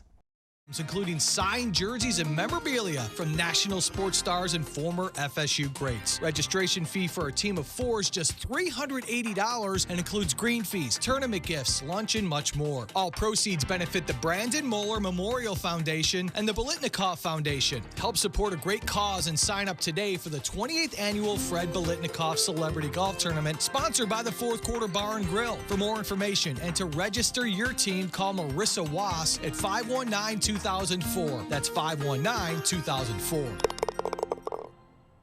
Don't settle for a sissy sandwich. Beef O'Brady's new $5 Epic Grillers stuff epic meaty goodness between thick slices of brioche bread, double grilled, inside and out. Beef's $5 Epic Grillers. 0% sissy, 100% epic. Hi, Chris Kraft for Kraft Nissan. Last month I challenged you to look around when you're sitting at a traffic light or walking through a parking lot and see for yourself that Tallahassee has become a Nissan town, a Kraft Nissan town. And with being a volume leader in sales comes the best selection and the best prices. Plus, this is it. We are in the final day of our Fast Start bonus, and Kraft Nissan must sell 10 more new Nissans by close of business tonight. This is the last day for special savings with below invoice, no haggle pricing on Altima and Rogue. So listen to this. All 2017 Altimas in stock, and we have over 75 to choose from, are $5,000 off MSRP. All 2017 Rogues in stock. We have over 90 to choose from, are $4,000 off MSRP. Notice I said all Altimas are $5,000 off. All Rogues are $4,000 off. Not some, not up to, all. And as always, all Kraft Nissans come with our exclusive lifetime warranty, no extra cost. But you better hurry. This offer applies to the next 10 customers who purchase a new Nissan from Kraft Nissan and ends tonight. And remember, if you don't see the Kraft tag on your car, you paid too much, way too much. Parker Brothers Roofing says don't play games with your roof. Protect your home and your family. The Parker Brothers tell you the truth. We'll fix your roof, 'cause it's what we do. With quality, integrity, and pride. Parker Brothers Roofing, professional every time. Stay safe and dry inside. Customers constantly tell us that they're getting several estimates to compare apples to apples. You ever bite into an apple and find out the inside is rotten? Cheap roofing quotes are just like that rotten apple. Quote looks shiny and delicious because it's the cheapest, right? But you wind up with that rotten apple that leaks or starts to fail immediately. All roofing quotes are not equal. Cheap estimates equal cheap materials, subpar labor, or both. For quality that lasts, call us at 656-8112. Parker Brothers Roofing, professional every time. Stay safe and dry inside. License number CCC 049350. Woohoo! Banditos! Huh? Where? Banditos Burritos, baby. Join us for 8 days of nonstop tennis as the rising stars of the USTA Pro Circuit battle for a main draw wildcard into the French Open. It's the 18th annual Tallahassee Tennis Challenger, April 22nd through the 29th at the Forest Meadows Tennis Complex. Proceeds benefit the Wagner Neurointensive Care Unit at Tallahassee Memorial Healthcare. Sponsored by the Florida Lottery, Tallahassee Democrat, the City of Tallahassee, Tallahassee Memorial Healthcare, 850 Business Magazine, and Comcast. This is the Jeff Cameron Show on 97.9 ESPN Radio.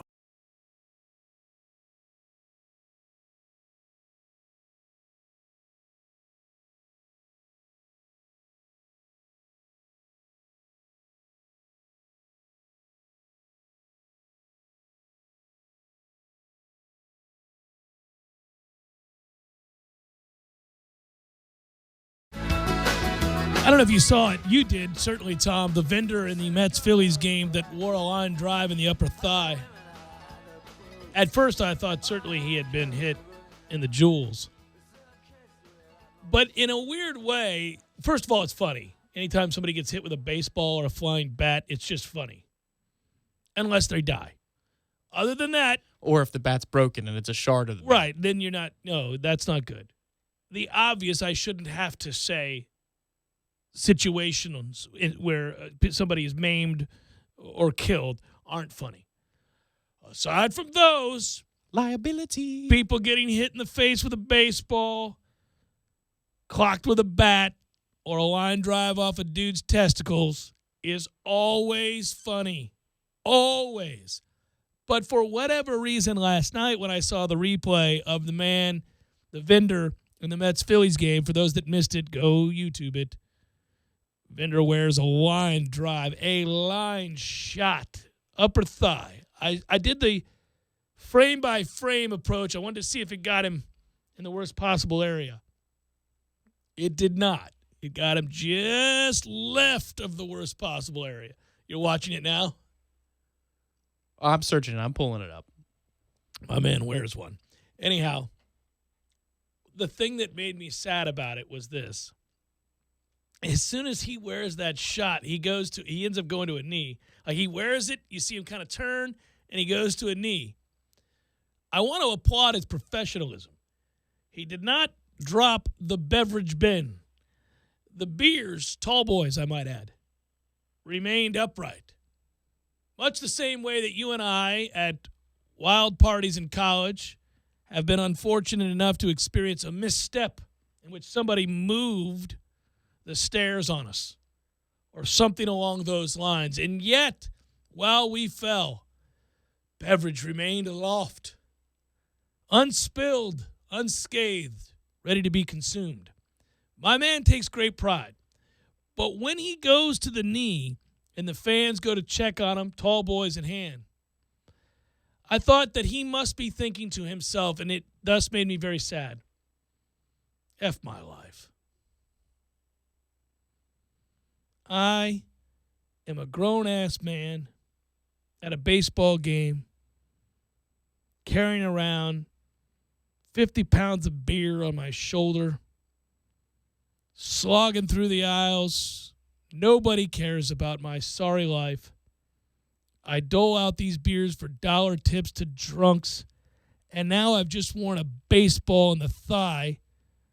A line drive, not a pop fly, a stinging line drive that has no doubt left welts and seam marks, and nobody's going to care. They're just going to ask that I stand back up and please pass them the Bud Light they asked for right before I wore this line drive. And you know what? I'll be doing this for the next 2 hours.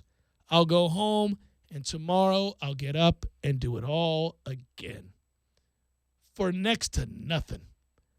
I made some poor choices. Today is the culmination of those poor choices. This is what I do. I sling beer at the baseball game and wear line drives for drunks. Glad you all can find humor in that. Anybody need a beer? It's just brutal. You can see it on his face. World needs plenty of bartenders. Go be a bartender. Go do that, my man. It's safer. It's better. It's probably more lucrative, I would think. There's actually professional bartenders. You can do it. Sure it could. But I have to say, it hits him in the thigh. And at least the work that he's doing, he's got to have good, strong legs. Oh, he's been carrying that thing for years, Tom. I think he's probably strong as an ox. To absorb as good as possible next to the athletes on the field, as good as anybody in the building as possible. He wears a line drive. I mean, yeah. That's a shot, by the way. Then he does the 180, and he's kind of staring off to the upper tank, and he's. That's what I'm telling you. I'm telling you, the guy was contemplating his existence. He was thinking about doing an Aaron Hernandez. I mean, he was no doubt sitting there thinking, this is not what you do.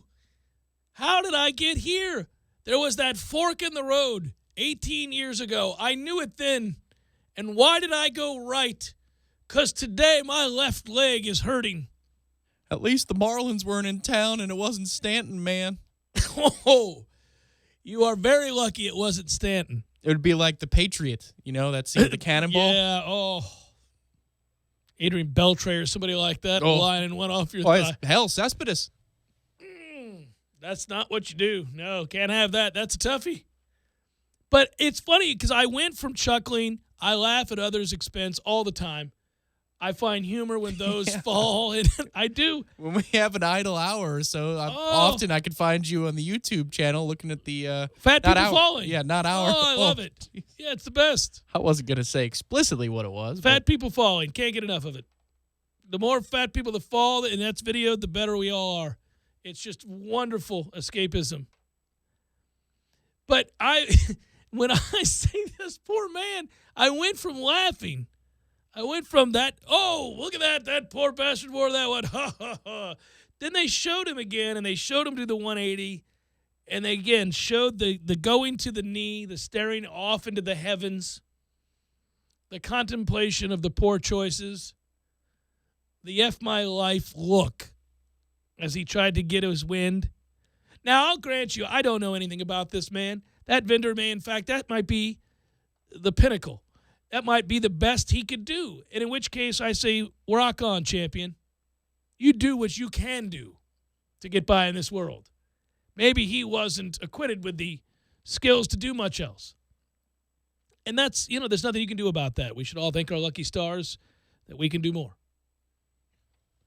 Maybe he enjoys the job, and this is the first time he really didn't enjoy the job. Perhaps. But I'm going to guess, Tom, that that's probably not true. That look tells me that this is the culmination of years of Go watch the video with that song. And that's him. Son of a bitch.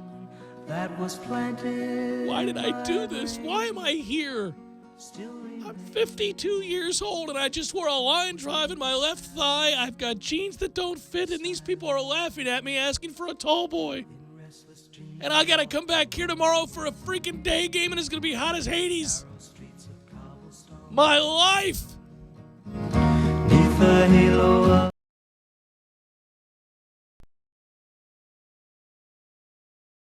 When you're in need of auto repairs, look no further than Nice Tire and Auto Service. Nice has been in business for 16 years with long-term, knowledgeable sales associates. They have the latest wheel balancing machine in the industry. And for passenger vehicles, they service AC, brakes, suspension, tune-ups, and much more. Never sit through a long wait. Nice Tire and Auto has 10 service bays to get you back on the road quickly. If you have tire problems, check out their large inventory with various Goodyear and Michelin tires. Nice Tire and Auto Service, 4792 Bluntstown Highway, 574-4100. You put your mower through a lot. All that back and forth can add up to thousands of miles. That's like mowing cross country. Gravely commercial mowers are built for all-day performance, helping you get the job done mile after mile. Gravely, built to mow the distance. Get your Gravely motor only at TNT Supercenter, your one-stop shop for work or play. 14585 Highway 19 South, Thomasville, Georgia. TNTSupercenter.com. I'm talking tough, like a state of mind. Tough, like a soldier on the front line. Tough when it gets rough, like my Ford truck. Always enough. I'm talking tough. Franklin Spring Creek Ford, the place to find your next truck in southern Georgia. I'm talking tough. Hey y'all, we're Chris and Preston from Low Cash. Head to Franklin Spring Creek Ford and see them about all of your vehicle needs. Done right. We've got 3 certified arborists and 6 work crews that can meet all your tree care needs. Hire the professionals at Miller's Tree Service, where we'll go out on a limb for you. Miller's Tree Service, we go out on a limb for you. Blink-182, return, live in concert. And that's about the time she walked away from me. The Pavilion at the center of Tallahassee, May 3rd. With special guests, The Naked and Famous, and Waves. Get tickets now at the box office or online at tallypavilion.com. Blink-182, performing all the hits and songs from their brand new album. Check out Blink182.com. Presented by the Pepsi Concert Series, produced by AEG Live and Hookah. You can learn to DIY just about anything. Today, we'll be making our very own bath beads. We'll need mineral oil, ammonia, and gosh, I feel like I'm forgetting something. After all, some things are better left to the pros, like buying a home, because without an expert to guide you, you're just asking to get burned. Oh, look at that. It also works as a hair remover. So DIY yourself a favor and get Realtor. Head to Realtor.com/GetRealtor today. Realtors are members of the National Association of Realtors. During Lowe's Ready to Restock event, Pro customers should get ready to save. With up to 20% on GAF shingles every day when they buy in bulk. And up to 20% on select Cobalt Mechanics tools through April 30th. Plus, from April 19th through May 30th, pros can trade in their old cordless tools in-store and get 24% off new Cobalt 24-volt brushless cordless power tools. Limit 1 per customer. Restrictions apply. See store for details. Shingle offer applies to contractor packs. Products vary by store. U.S. only. Don't settle for a sissy sandwich. Beef O'Brady's new $5 Epic Grillers stuff epic meaty goodness between thick slices of brioche bread, double grilled, inside and out. Beef's $5 Epic Grillers. 0% sissy, 100% epic.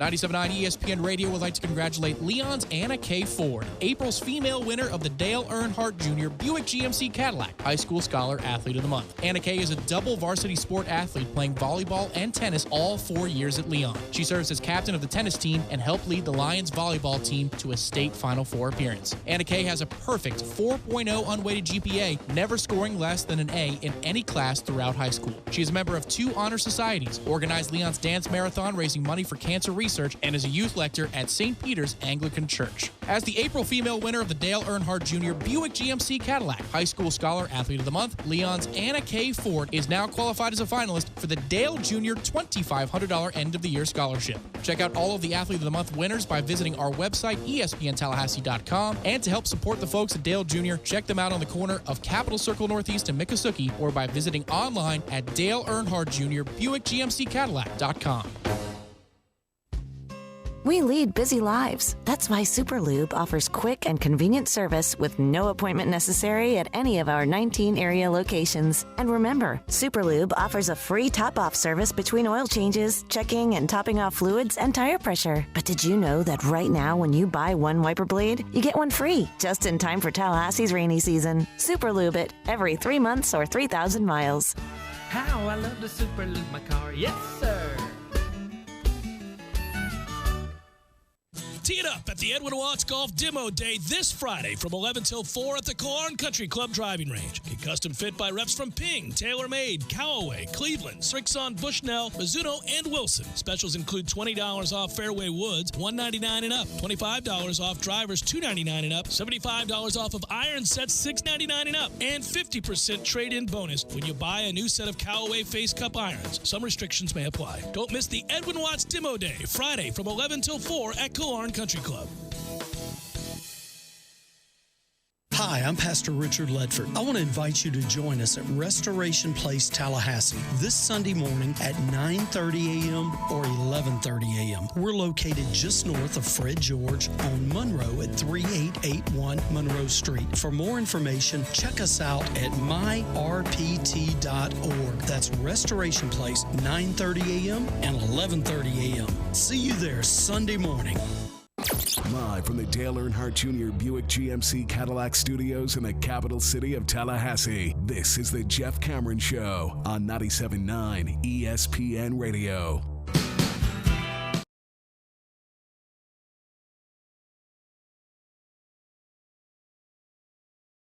The guy's looking at him next to him like, you okay, dude? And the question's not about his thigh. That's my favorite part. It's just, are you going to be okay? I'm not worried about your thigh. Are you going to be okay? Look at him. Upon further review, we found that he signaled the usher calmly last night. Oh, yeah. No, it's that way you feel when your team loses in the most improbable way, like where you're just kind of like, well, all right, you know, I mean. Yeah, like when Jose Reyes drops a bleeping pop-up with 2 outs in the 8th. Yeah, man, it's when you know what it was? I remember this. I was thinking about the Georgia Tech ending, the Florida State Georgia Tech ending, where we're just absolutely unfazed by the bizarre nature in which we lost that game because of all the absurdities that had happened before it. That guy wearing that line drive, that's representative of all of the missteps prior to that moment. That line drive is really not a problem. That's just symptomatic of his life. Oh, earlier in the day, his car battery died, and he went to the same place that he's always gone to his whole life that's always, kind of taking him for a ride, no pun intended. And they said, no, honestly, sir, yes, you know what, new management, they did take you for a bit of a loop with the battery sales, and we apologize, but this will be a good car battery. You have our word. And so he says, okay, I don't have to leave for work then until 3 o'clock today. Usually I leave at noon because I have some sort of car trouble. I got to catch the train or the bus. And then the battery died. Again. When you are going through, I had a stretch where I really was it was before I got into radio. I just didn't know what the hell I was going to do. And I was completely confused as to what to do with my life. What were your top candidates? Go back to school, move back to Tampa, drink. I mean, it was a really tough. I mean, we were in a dark place, right? Just didn't figure out what I wanted to do. That's a medal stand. And so when you're in that position and you know it, like if you have a sense of humor anyhow about life, you laugh at yourself briefly. But at some point, I would imagine if things don't break right, the laughter turns to a form of bewilderment, but eventually to tears, I would imagine, on a nightly basis. Hey, snap out of it, pal. I said 2 Budweisers. My man's just wearing a welt on his thigh. Heavies, not lights. Of course you did, sir. You clown. Please, just 1 minute. The announcer's just the beer guy. Just dismiss him. I know they don't know his name, and what else are you going to say? The vendor, I don't know. They don't even give him a professional. The beer guy got the brunt of that. Brunt of it, all of it. He wore all of it. You even speak English, pal? Oh, man. I felt awful for him. Should teams, I don't know if you read this while we're on the topic of baseball, and this isn't a pity party for my Pirates, who lost 2-1 2 days in a row. Nice alliteration. Marte getting suspended by the league 80 games for his use of steroids. Pittsburgh cannot recoup what they've squandered in Marte now, which is a $31 million contract that they gave him. And that deal is structured in such a way that it extends through 2021. Obviously, if you look at his value to the organization, as Buster Olney noted today, that it's torpedoed. It's a collapsed stock, if you will. Once they were informed that he was suspended for 80 games after testing positive for a performance-enhancing drug. And so they can't recoup what they've squandered on him, a situation in which they have no real control, no formal oversight. Major League Baseball and the Players Association control the testing process and the penalties. All teams can do is hope they don't get the phone call like the Pirates got. And as a small market franchise, they've got, little to no margin for error. They have to be effective in their choices. They have to do all these things. Anyhow, do you think that teams should be able to get their money back in that situation? No. You're assuming a risk, and let's all understand what's going on in the game today. The teams do. The Players Association has received enough complaints by members of the association, as in current players, saying that guys are using again, and the use is rampant, and I don't want to have to use. So what are you going to do about it? You don't think the teams know about that? In some cases, you can get the money back. For example, the Yankees could have gotten some money back on the A-Rod deal. You can get money back. I think if it happens, put a provision in the contract. And I'm sure that there's some provision that you can put in as a team that says, now, if you're guilty of this, then this vesting amount of money doesn't come true. Think about the disparaging situations. Or the disparate situations between the reality of being the Tampa Bay Buccaneers with Doug Martin and then the reality of being the Pirates with your boy Marte. The Bucs have Martin under their control. Oh, they've completely got him over the barrel, yeah. Exactly. And they don't have to pay him his guaranteed $6 million this year if they don't want to. But they can keep him under club control until the point that they say, nah, he's not really that good anymore anyway. And they can wait until the regular season. They can wait 4 games into the regular season right. while his suspension is going through to determine whether or not he's good enough. Whereas, and they're not guaranteed to pay him anything. The rest of his contract, nothing.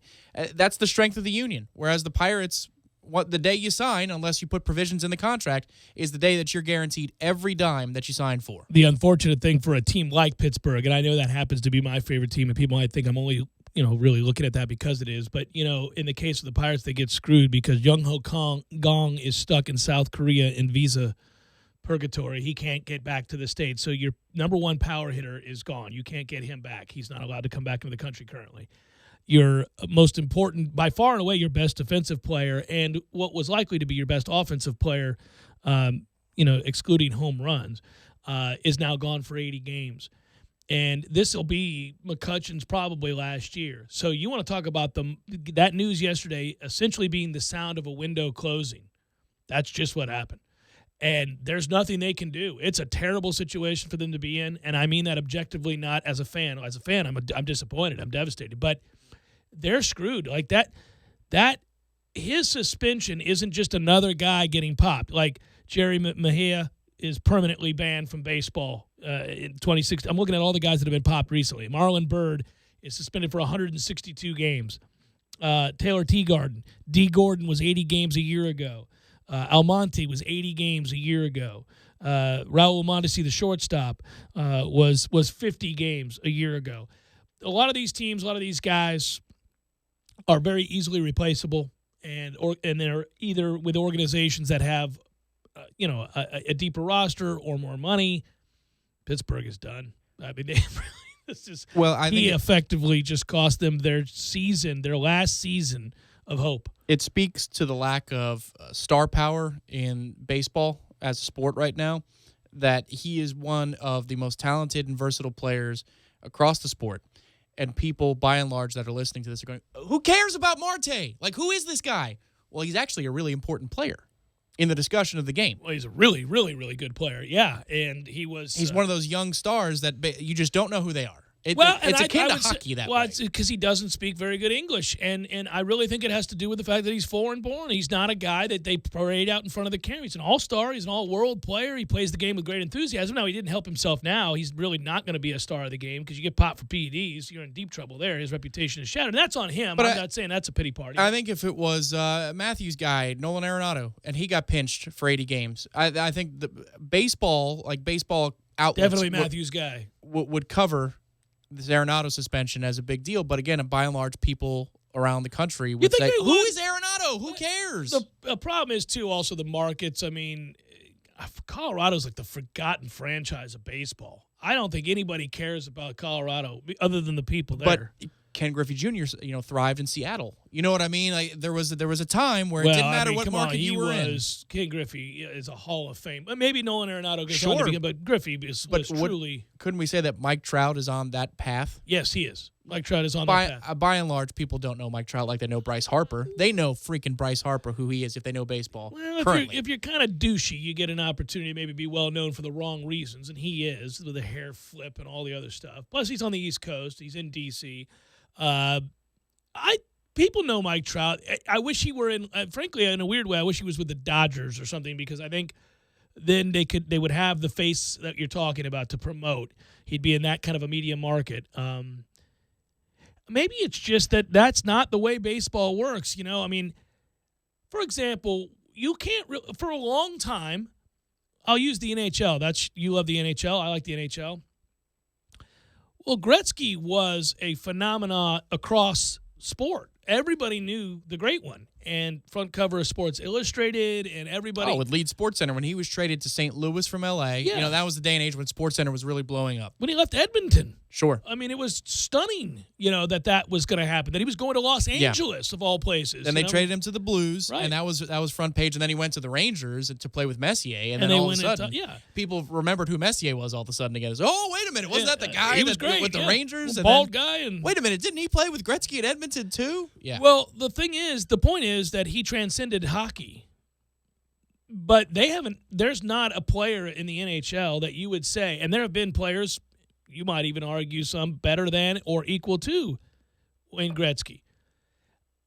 nobody's been as big a star in hockey as No. Wayne Gretzky. Nobody has ever been as big a star as he was. And maybe it was just the confluence of a lot of things. He came along at the right time, but they've never been able to find another face, if you will. And obviously, there have been, whether it's you're talking about Lemieux or whoever you're talking about, there have been so even many. Crosby now or Ovechkin, Yeah, you know? I mean, incredible players, but they don't come close. And baseball, really the only people that are faces of sport in America right now, you might say there's Mayweather is kind of known. I would use him as a boxing example, as somebody outside the mainstream of sports that would be a star. And it's a miracle that he's a star because he's got domestic abuse charges and everything else under the sun. But so there's him. But everybody else is either an NBA or an NFL star. Yeah, it's easy. That's it. Yeah, well, you did it right. You read off the top 25, 50 players. Yeah. Most known, and then once Ortiz retired, and that was it for baseball. Yeah, 'cause Derek Jeter and Ortiz were still on the top 50. We're in the top 50. Yeah. And they're retired players. That says a lot. Yeah. I mean, think about it. But you have to sustain it. But you also have to have a concerted marketing campaign with a player and choose to back somebody. And, you know, for example, in hockey, you know, Geico does player endorsement ads. And the last two players they've chosen are Backstrom from the Capitals and Bergeron from the Bruins. Not even top 20 players in their own league. Yeah, it's like it's they choose not to find somebody and get behind him. Like, Chris Bryant has a chance to be a star. He does. Syndergaard, you were For about the to Mets, say, he's got a good chance to be a star. He's got the hair because he's got features that you'll remember. Really tall. Well, he's long also hair. in New York. Yes. I mean, that's the whole thing. I mean, you have to win, A. So that's another big thing, right? We're talking about guys that won. Poppy won 3 titles. Derek Jeter is an all-time Hall of Fame great, 1 titles in New York. Media markets that are huge, and they also won championships. I dare say that if Bryce Harper and the Nats win the World Series, and he is a big component of that, or if Mike Trout, now Anaheim's not going to win the World Series, but if they did, then you would start to see name recognition, face recognition, star power. It would develop. But you got to win, and you got to sustain that. Yeah, but I think, okay, let's say somebody that's obscure but really good from the 90s, like a Ken Caminiti or something like that, you know, was, we know the end of his life. Well, steroids and everything else. Yeah, sure. but that's fine. Yeah. But let's say he got pinched for 80 games. You know, I think that would be a story that people would kind of know more about in that time. You know, it would be general sports knowledge people would tell you if they were just a general sports fan walking down the street. Oh, yeah, Ken Caminiti got pinched. I mean, isn't that crazy? Isn't that crazy that player did? It's just, it seems like baseball nowadays, there's a short list, if there is even a list. Yeah, it's relegated. It's certainly on the back burner. But the TV ratings in local markets are such that they're making money hand over fist, and they really are a kind of a community-based sport. It's not a national pastime like the way sales. it once was. It really Yes. is. But you can survive that way, and when you consider the way that cable television is now being consumed or the way we're consuming sports in general, maybe they're ahead of the game in a weird way. That's the motto anyhow. It's a la carte. You're going to watch your team. You don't really care about anybody else. Okay, so play national host or, I mean, yourself in this situation because you're talking about an out-of-market Major League Baseball star. Yeah. Star. And he's a star. And I'm doing that only because I was asking a larger question. It was not about the Pirates, although that happens to be the player and the team that I root for, but it was more about what our teams, should teams be powered with the ability to then, be able to recoup some of their losses. I mean, the investment that they make in a guy like that, and you're a small market team, you can't survive that. And I was just asking aloud, do we think Major League teams ought to be able to get their money back? And in some cases they can. There are provisions in certain cases in which they can get their money back. They oftentimes, especially if it's early part of a guy's contract and they're going to need that guy going forward, they don't ask for it back. Because they need Marte for the next 7 years. I think if you can, they wouldn't want it back in most circumstances. I think the only way that they would want it back is if you can prove that the player was using. Well, they wanted A-Rod's money back in New York, but he's old. You know what I'm saying? Like if you're old and you're no good to me anymore, then in that specific case, I want my money back. But if you're a younger player, and I need you moving forward.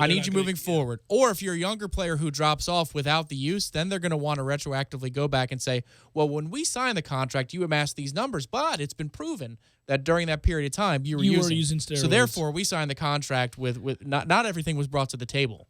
Well, now that would be really going to great lengths to get your money back. I just mean that you sign a guy, like literally that deal that they just gave him. Marte just got that deal, and then this is the 80 game. You could see where they'd go, okay, Okay, so yeah, we're going to need our money back. But at the same time, he doesn't get paid for any of those 80 games, right? No, he's not being paid. No, he's not being paid. So you get half of one contract year back. You get to lose a lot of games. You get to lose a lot of games. What you're not paying him is also what you're not getting at the gate. Final hour, forthcoming. Stay with.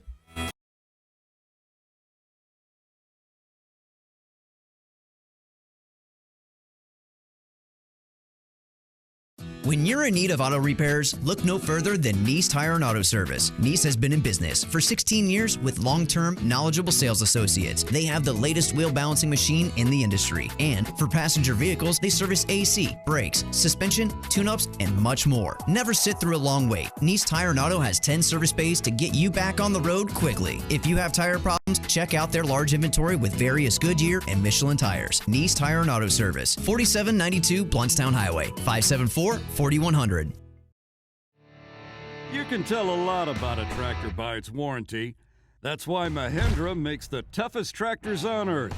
With steel, not plastic. Backed by the industry's best limited powertrain warranty, period. Not 5 years, not 6 years, but a full 7 years on select models. No wonder the other guys are green with envy. No money down, 0% interest, and no payments until July. Available at TNT Supercenter. I'm talking tough, like a state of mind. Tough, like a soldier on the front line. Tough when it gets rough, like my Ford truck. Always enough. I'm talking tough. Franklin Spring Creek Ford, the place to find your next truck in southern Georgia.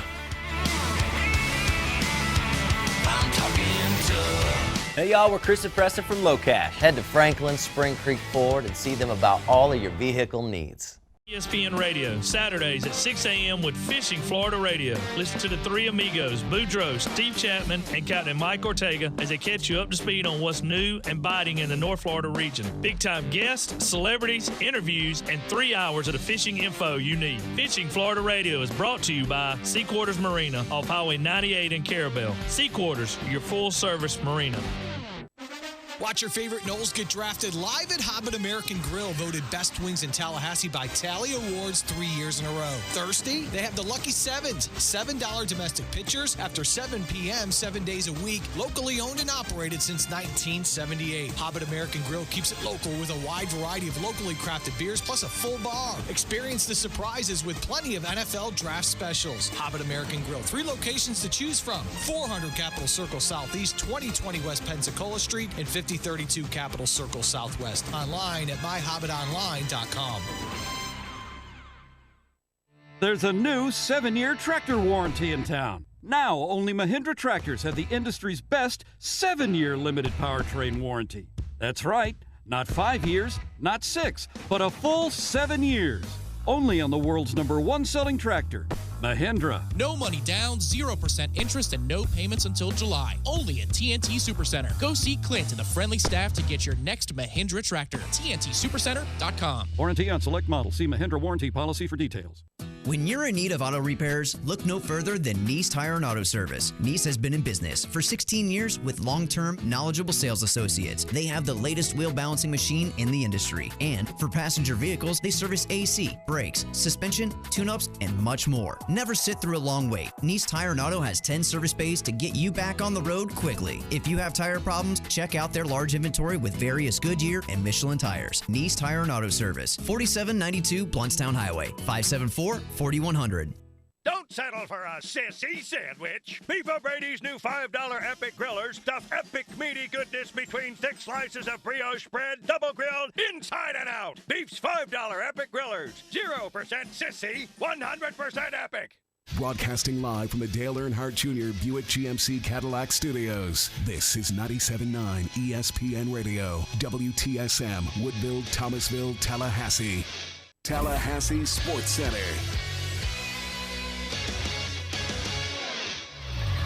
I'm Tom Lang. Fresh off of taking 2 of 3 from a top 5 Clemson team over the weekend, Florida State baseball looks to continue its momentum tonight. The Noles take on the Stetson Hatters for a first pitch shortly after 6 p.m. Will Zierzow penciled in as the FSU starter, replacing midweek regular Andrew Cart. Florida State hopes the Bats stay hot as the lineup produced top to bottom against Clemson. Dylan Busby drove in 3 runs in each of the weekend's 3 games, and Matt Henderson raised his batting average by nearly 50 points, going 6 for 10 against Clemson pitching. Florida State's Dalvin Cook will be making the rounds in Bristol, Connecticut tomorrow, participating in his version of the ESPN Car Wash. Cook will appear on ESPN Radio's Mike and Mike, which you can hear right here live at 9:30 a.m. And the best of the playoffs tonight at 7 p.m. on NBC Sports. It's the Washington Capitals and Toronto Maple Leafs, and in the NBA playoffs at 10:30, it's Golden State and Portland. That's on TNT. Live from the Dale Earnhardt Jr. Buick GMC Cadillac Studios in the capital city of Tallahassee, this is the Jeff Cameron Show on 97.9 ESPN Radio.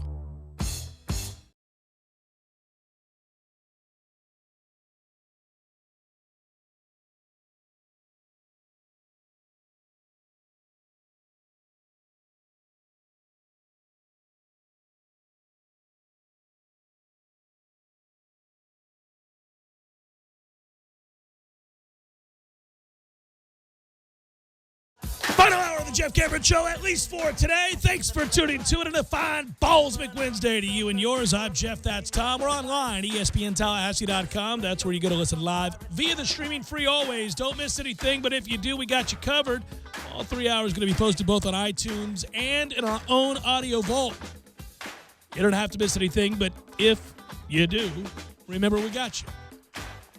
It's all brought to you with limited commercial interruption when you go to the podcast. Thanks to our great sponsor, CarltonDean.com. Email the show if you like. It's JCS at 979ESPNradio.com. Find me on Twitter at JCameronShow. And always remember now, these days, you can watch us on the YouTube there, ESPN Tallahassee. Good stuff. Florida State playing baseball here. That should be good against Stetson. I hope it's good. If it happens to be, and Florida State wins again, nice little 3-game win streak, and from there you take it on down to South Florida where you take on the Canes, and let's see if they can get this train moving in the right direction. Right now you feel pretty good about it. Let's see if they can sustain it. They haven't been able to do that at any point this year, but this lineup is healthy, intact, and formidable. So the opportunities are there. Let's see how Zero Cell pitches tonight too. Think they win 3 out of 4 by Monday?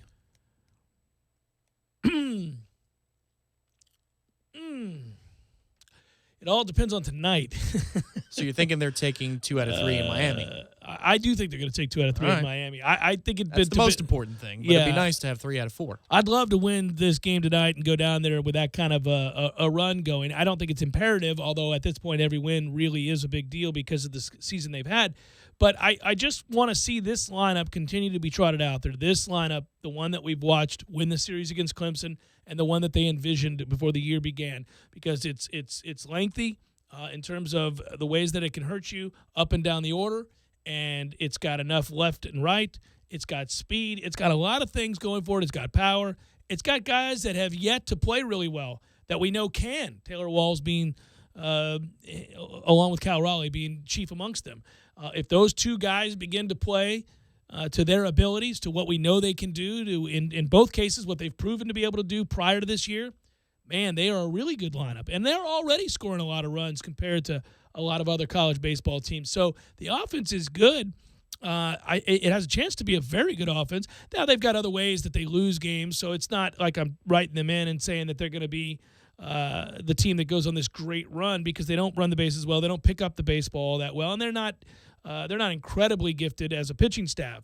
But they've got enough that they could make some headway. They could shake things up. They could surprise people, and that's all I want to see is them reach their potential, and they've yet to do that. But that series win against Clemson could be the start of something. I think the reason that you're interested in talking about them as much as you are is because you know that the best version of this team is pretty dangerous. It's pretty good. I actually like them to play well, but I don't know that I can trust them. There have been teams in the last handful of years, certainly since we've been here on the FM dial on at ESPN Radio, that have done what they're supposed to do. And we didn't believe they could win anything. Believe for a second. That's a real good point. It has been, it's interesting. There have been teams, you're right, that had amassed really impressive records, and you and I would literally have conversations, both of us, off the air, sometimes on the air, where we say, this team ain't going anywhere.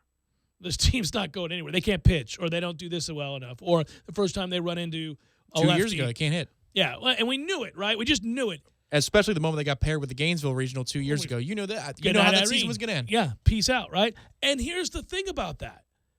That we knew that was the most disappointing element because we were saying, well, the wins were there, but why are we recruiting so poorly that we think even a team with 40-plus wins has no chance to compete? That was our frustration. And yet this team, which has been 500 or below in the ACC all year long and hasn't been impressive from a win-loss standpoint, we've held out hope for and continued to hold out hope for. It's because, like you just said, the lineup is deep and talented. They've got a chance to be good. That doesn't mean they will be, but they've got a chance to be. Yeah, they've got a bigger trump card than they've had in a long time. Yes, and I agree. That's the reason that I still am on the fringe, but I care enough. Not that they need me to. I'm not trying to impart that at all. I'm just saying from my perspective as a fan. The way they started, I thought, good gracious. I guess national seed is out of the question. Not like Florida is banging down the door as a national seed right now. Anyway, they're on the outside looking in, and they've got some work that they still need to do. But even still, if you can find a way to host a regional, then that's kind of out the window. Okay, can you just get in? Because we heard from Mike Martin Jr. on the air, but you talked to him off the air. And sometimes I'm privy to those discussions in a group, and I can hear what Meat has to say about a team and the lineup.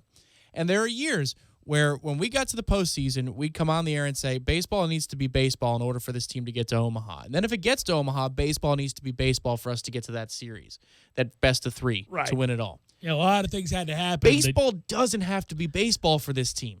No, this team they could just win. Yeah. Can hit its way to where it wants to go. It can. It just needed to be healthy, and they've got to get out of their own way, too. There's a lot of things they do to hurt themselves.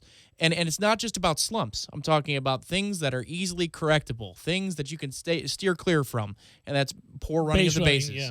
That's getting away from your approach. That's not listening to your coaches. These are things that you can control. And if they handle their own business, I just want to see that team for a month. And if they don't make the postseason, then so be it.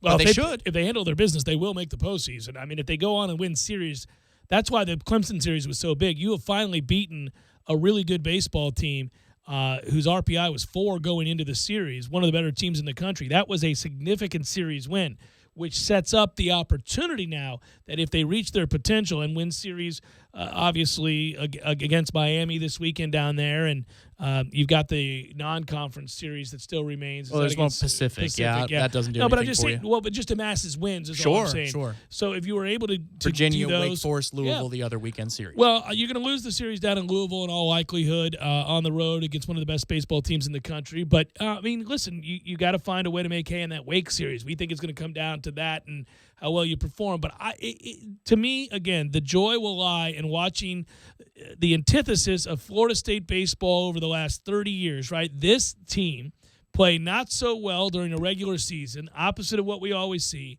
but dangerous heading into the postseason. And maybe then, I don't know, riding the ship in the nick of time to do something rather remarkable or something that would be surprising to those that watch the regular season.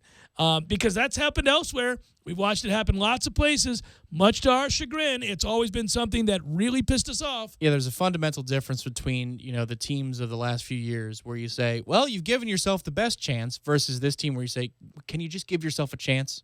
Can you just give yourself a chance and get out of your own way? And we'll see what this last month is. Again, you're talking like you believe they're going to go to the postseason, no problem now. And I don't know about no problem, but yeah. But I mean, what I'm saying, that's where they're trending in the moment. Yes. Yeah.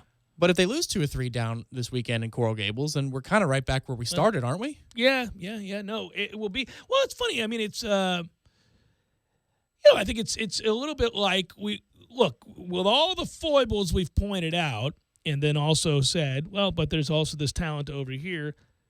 I don't want to get people confused that I now think there's some sort of juggernaut. I don't. I just got done documenting all the ways, so did you, that they lose games that are maddening, that are really inexcusable. I mean, from a coaching standpoint, it's embarrassing that every year now I assume going into the season that they're not going to run the bases well. I always took for granted that they would because they did for the better part of 20-plus years. But they don't anymore, and they haven't in a while. 3 opening days in a row about picking up the baseball and how, all right, sorry about last year, but we're good. Sorry about the last couple. Now this team really can pick up the baseball. Yeah, and they're not elite at that in any way. Nope. So, and they've cost themselves some series and big pivotal moments in games that they could have won that would have won them series, all because they couldn't pick it up. And so, yeah, that's unbelievably aggravating and is always going to be looming, always hanging over the shoulder, always ominously something that will fall back and think, any moment now, the wheels are going to come off because we've played too well up to this point. Sure, it's like a kicker missing 2 big kicks, and then he makes his next 30, none of which are in a big situation. But the next time he tees it up in a big situation, what do you expect? Yeah, you think no chance. Yeah. But all of that can be true at the same time that them being an elite offensive team is possible. And we see that with the statistics currently, that it's possible. So it's not just a reach like, oh, right, you're 57th in the country in offense. Why do you suddenly think they're going to be something different? No, they're not. They're good. They lead the country in walks. They score over 7 runs a game. They are good offensively. So they have an opportunity to do that. And it just be the symmetry and all this. I mean, how long have we watched teams that you thought had no business winning a national championship based on their regular season, where you watched them in one of the Oregon State titles where they barely got into the postseason, they win it all. A Fresno State team. There have been others where you've gone, really, that team with 24 losses, barely get into the tournament, is going to win the national title because they got right at just the right time.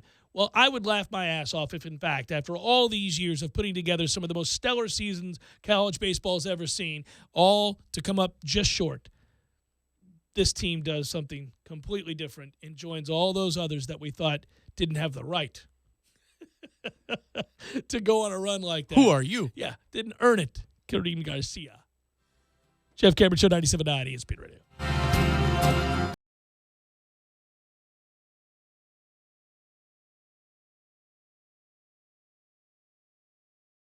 When you're in need of auto repairs, look no further than Nice Tire and Auto Service. Nice has been in business for 16 years with long-term, knowledgeable sales associates. They have the latest wheel balancing machine in the industry. And for passenger vehicles, they service AC, brakes, suspension, tune-ups, and much more. Never sit through a long wait. Nice Tire and Auto has 10 service bays to get you back on the road quickly. If you have tire problems, check out their large inventory with various Goodyear and Michelin tires. Nice Tire and Auto Service, 4792 Bluntstown Highway, 574-4100. You can tell a lot about a tractor by its warranty. That's why Mahindra makes the toughest tractors on earth. With steel, not plastic. Backed by the industry's best limited powertrain warranty, period. Not 5 years, not 6 years, but a full 7 years on select models. No wonder the other guys are green with envy. No money down, 0% interest, and no payments until July. Available at TNT Supercenter. I'm talking tough, like a state of mind. Tough, like a soldier on the front line. Tough when it gets rough, like my Ford truck. Always enough, I'm talking tough. Franklin Spring Creek Ford, the place to find your next truck in southern Georgia. Hey y'all, we're Chris and Preston from Low Cash. Head to Franklin Spring Creek Ford and see them about all of your vehicle needs. On 97.9 ESPN Radio. Blink 182, return, live in concert. And that's about the time she walked away from me. The Pavilion at the center of Tallahassee, May 3rd. With special guests, The Naked and Famous, and Waves. Get tickets now at the box office or online at tallypavilion.com. Blink 182, performing all the hits and songs from their brand new album. Check out Blink182.com. Presented by the Pepsi Concert Series, produced by AEG Live and Hookah. So you own your own business. Got small ambitions for this business? Of course you don't. Got medium ambitions for this business? Of course you don't. Who has medium ambitions? You got big ambitions. If you're a growing business with big ambitions, you want to grow with Grainger. Grainger has the products, the services, and more importantly, the commitment you need. Total commitment. If you're a growing business, Grainger's got your back. Call clickgrainger.com or stop by. Grainger, for the ones who get it done. It's the final days of Mattress Firm's once-in-a-lifetime opportunity. It's your last chance to save up to 70% off Tempur-Pedic and Sealy. Plus, take up to $2,000 off floor models from Sealy, Tempur-Pedic, Hampton & Rhodes, and others. We're liquidating every Tempur-Pedic and Sealy in stock to make room for the next generation of innovative sleep products. Only at your local Mattress Firm while supplies last. For offer details, visit mattressfirm.com/circulars. Product offer and prices may vary in Hawaii. Hi, Chris Kraft for Kraft Nissan. Last month I challenged you to look around when you're sitting at a traffic light or walking through a parking lot and see for yourself that Tallahassee has become a Nissan town, a Kraft Nissan town. And with being a volume leader in sales comes the best selection and the best prices. Plus, this is it. We are in the final day of our Fast Start bonus, and Kraft Nissan must sell 10 more new Nissans by close of business tonight. This is the last day for special savings with below invoice, no haggle pricing on Altima and Rogue. So listen to this. All 2017 Altimas in stock, and we have over 75 to choose from, are $5,000 off MSRP. All 2017 Rogues in stock. We have over 90 to choose from, are $4,000 off MSRP. Notice I said all Altimas are $5,000 off. All Rogues are $4,000 off. Not some, not up to, all. And as always, all Kraft Nissans come with our exclusive lifetime warranty, no extra cost. But you better hurry. This offer applies to the next 10 customers who purchase a new Nissan from Kraft Nissan and ends tonight. And remember, if you don't see the Kraft tag on your car, you paid too much, way too much. Join us for 8 days of nonstop tennis as the rising stars of the USTA Pro Circuit battle for a main draw wildcard into the French Open. It's the 18th annual Tallahassee Tennis Challenger, April 22nd through the 29th at the Forest Meadows Tennis Complex. Proceeds benefit the Wagner Neurointensive Care Unit at Tallahassee Memorial Healthcare. Sponsored by the Florida Lottery, Tallahassee Democrat, the City of Tallahassee, Tallahassee Memorial Healthcare, 850 Business Magazine, and Comcast. Don't settle for a sissy sandwich. Beef O'Brady's new $5 Epic Grillers stuff epic meaty goodness between thick slices of brioche bread, double grilled, inside and out. Beef's $5 Epic Grillers. 0% sissy, 100% epic. This is the Jeff Cameron Show. Jeff Cameron Show on 97.9 ESPN Radio.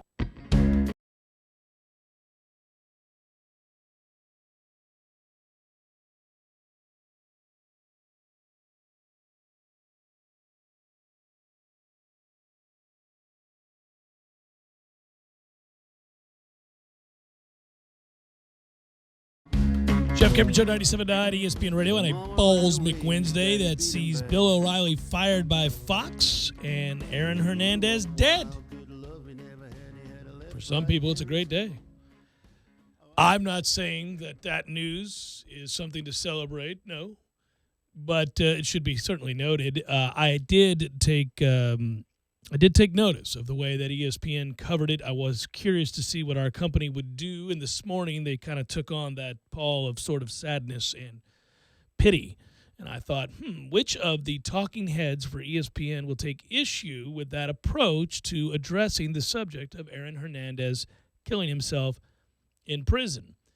And of all people, the guy with the backbone, or at least the first that I saw, was Stephen A. Smith. Many followed suit. I think it was pretty obvious to all of them that they were trying to be steered, or they were being steered down a path they didn't want to go, because they recognized, as all decent people did, is that the tragedy is not in that Aaron Hernandez killed himself in prison, but rather the person he killed and or the people he killed.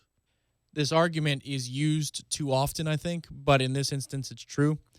It's the sensitivity factor. Everybody's a little sensitive, and they're all trying trying to be sensitive to all sides. And everybody's always easily offended nowadays, too. Easily offended.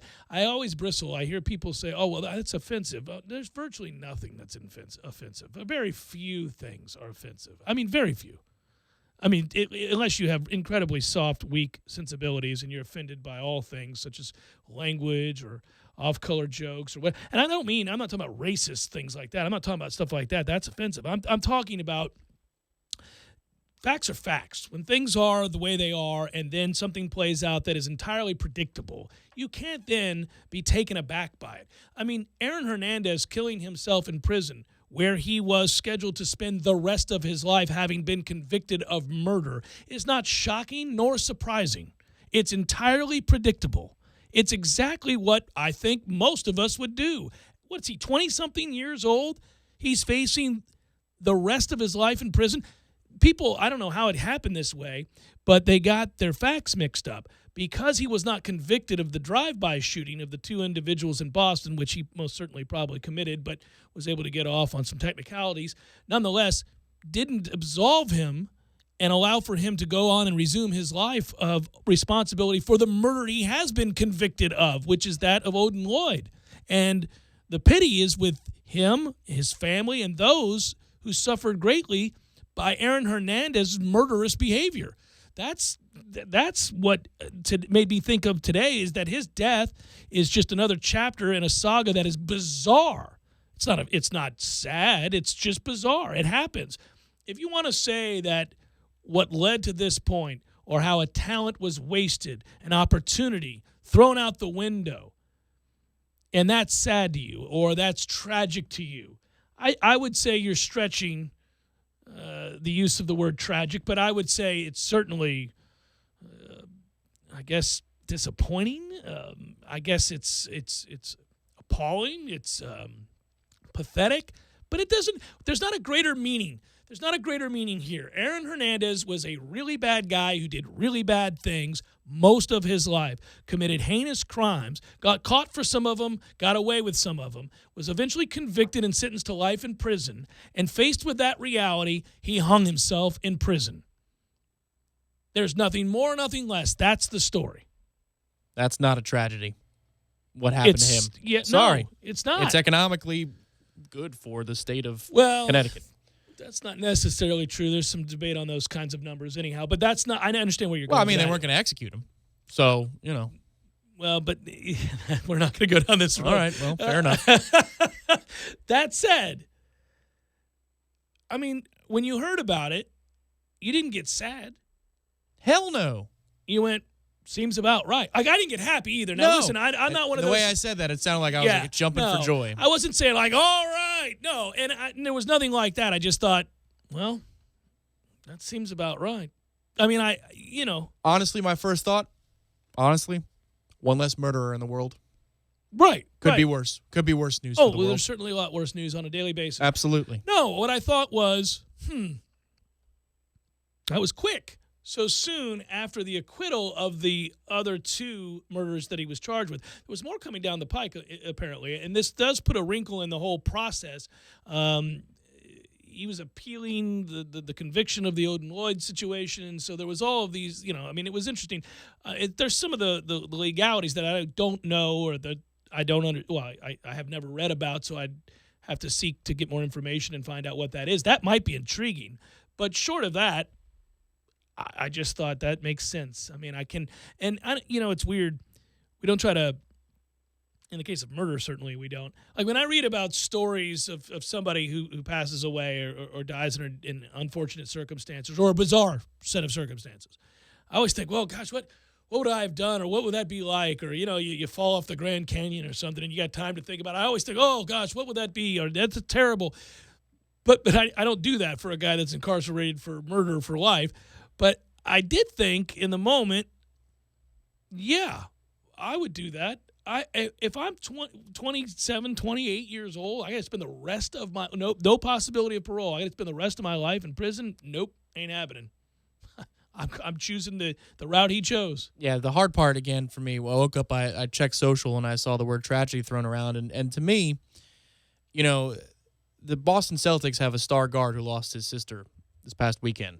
You want to talk about a tragedy? In a car accident, Oh, it's brutal. That's tragedy.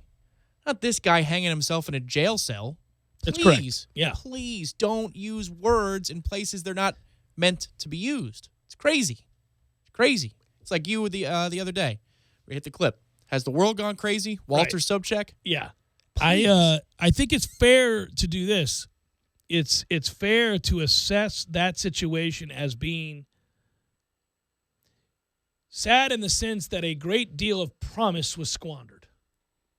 Not sad as in I'm going to lose sleep over it and oh my God, what a tragedy. It's sad in that this guy who had the world going for him threw it all out the door. And there's a difference between Darryl Strawberry, Doc Gooden, and Aaron Hernandez. Absolutely. Yeah, the degrees to which we pity for what I'm people. saying? I have no sympathy. You will not elicit sympathy from me for this guy. I have sympathy for people who have addictions, even though those were choices they made. Absolutely. I mean, we know, especially what we've learned about that issue is that it's not always as simple as he made a poor choice. This guy, what are we doing here? You know, again, I'll reference the story because it was well written, and it's worth your time just to give you a background on who that guy was. And those kinds of things I am interested in, how they arrive at that place where they become a murderer, or they could throw away that promise that I referenced. That Sports Illustrated piece, extremely well done on Aaron Hernandez's life, his time in Bristol, Connecticut, by the way, and what he was in high school, what he was before that, his childhood, what his parents were like, what happened before his dad died, some of the tough things that he encountered, but his life was not nearly as tragic or sad as so many I've read about. It's depicted much worse by the national media today upon the hearing of the news that he had killed himself. You go read his life. Go read that story by Michael Rosenberg. I want to give credit where credit's due. It's also about his brother and others who did love him and obviously are hurting today. But anyhow, the point would be you go and read that. You go, oh, man, every opportunity. Fascinating. You know, Mike Evans had his father murdered by his uncle because his father was abusing his mother. That's as the story goes.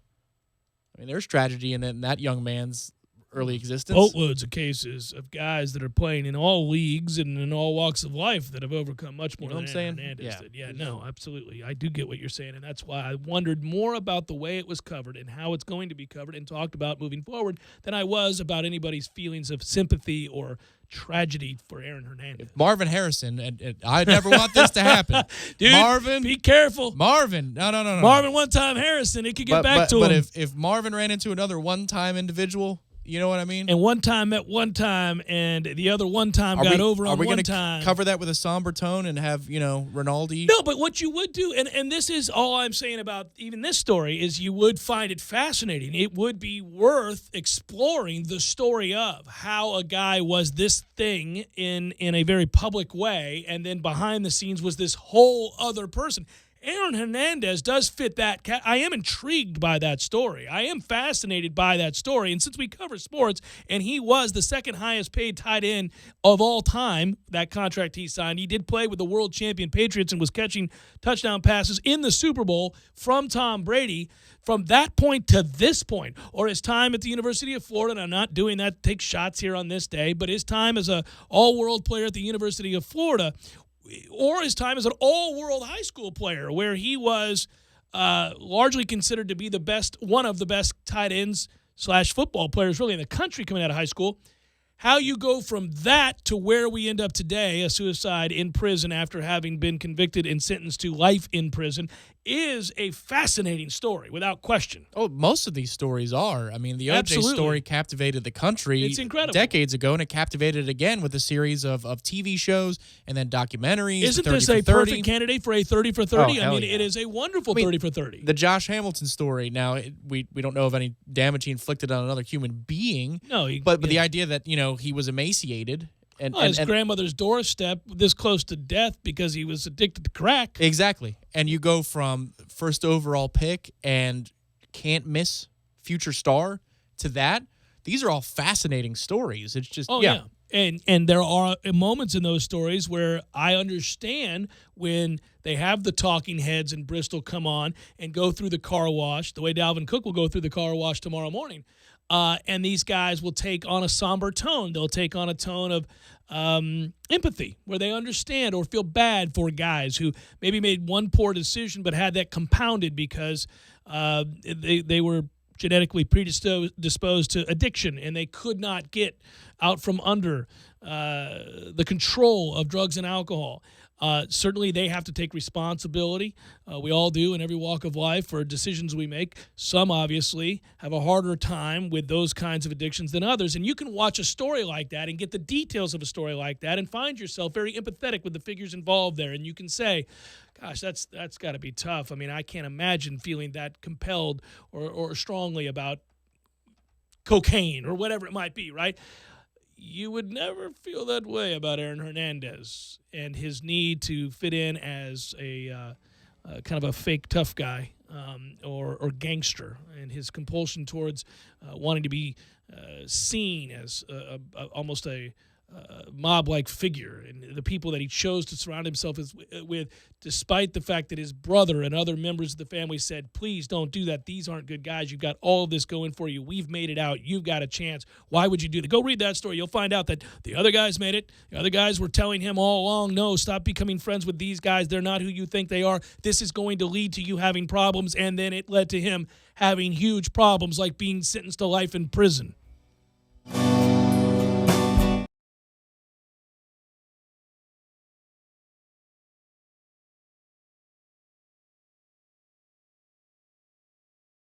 When you're in need of auto repairs, look no further than Nice Tire and Auto Service. Nice has been in business for 16 years with long-term, knowledgeable sales associates. They have the latest wheel balancing machine in the industry. And for passenger vehicles, they service AC, brakes, suspension, tune-ups, and much more. Never sit through a long wait. Nice Tire and Auto has 10 service bays to get you back on the road quickly. If you have tire problems, check out their large inventory with various Goodyear and Michelin tires. Nice Tire and Auto Service, 4792 Blountstown Highway, 574-4100. You put your mower through a lot. All that back and forth can add up to thousands of miles.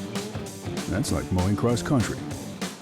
Gravely commercial mowers are built for all-day performance, helping you get the job done mile after mile.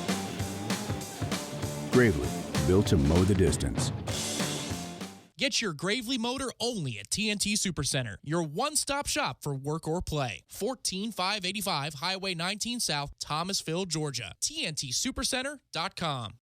I'm talking tough, like a state of mind. Tough, like a soldier on the front line. Tough when it gets rough, like my Ford truck. Always enough. I'm talking tough. Franklin Spring Creek Ford, the place to find your next truck in southern Georgia. I'm talking tough. Hey y'all, we're Chris and Preston from Low Cash. Head to Franklin Spring Creek Ford and see them about all of your vehicle needs.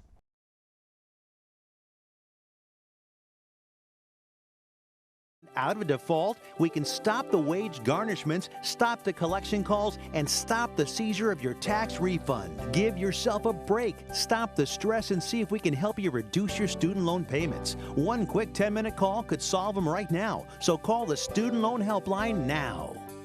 800-419-2201. 800-419-2201. 800-419-2201. That's 800-419-2201. This is a fee-based document preparation service to help you access free government programs. Call for complete details, not available in all states. Parker Brothers Roofing says don't play games with your roof. Protect your home and your family. The Parker Brothers tell you the truth. We'll fix your roof, 'cause it's what we do. With quality, integrity, and pride.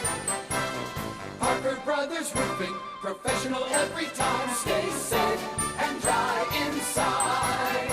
Hey, this is Travis with Parker Brothers Roofing. No one besides us wants to hear that you need a new roof. It's one of the biggest home improvements you have to make, and Parker Brothers Roofing understands. We now offer financing for 0% over 60 months. Yes, that's 5 years. Call us today for 5 years interest-free financing on that new roof. 656-8112. That's 656-8112, or go to parkerbrothersroofing.net. Parker Brothers Roofing, professional every time. Stay safe and dry inside. License number CCC 049350. Have you heard? Proactive Plus is faster and better than ever. Stay tuned for a 1,000,000 bottle giveaway, and you'll also receive free shipping. Do you have troubled skin? Acne? Well, we have great news. With Proactive Plus, your acne can heal, and you can help prevent new breakouts from happening. Don't miss this limited time offer. Give us a call, because we're going to let 1,000,000 people try Proactive Plus risk-free and get 2 free gifts, and also receive free shipping when you call right now. You heard it. This offer won't last long. So call Proactive Plus now, and you'll receive a 60-day risk-free trial of Proactive Plus, 2 free extras, and free shipping. This is our exclusive radio offer, never on TV. Get your risk-free 60-day trial of Proactive Plus with free shipping. That's right,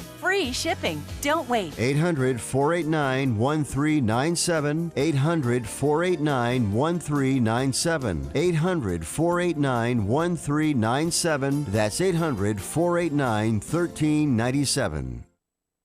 This Day in Sports brought to you by Superlube. Superlube, 19 Tallahassee area locations. Quick, convenient, no appointment necessary. This day in sports history. April 19th, 1897. John J. McDermott of New York won the first Boston Marathon with a time of 2 hours, 55 minutes, and 10 seconds. John Graham thought the race up, and in the inaugural event, only 15 runners started the race and 10 made it to the finish line. Since the first, the Boston Marathon has been run on Patriots Day, unless it falls on a Sunday.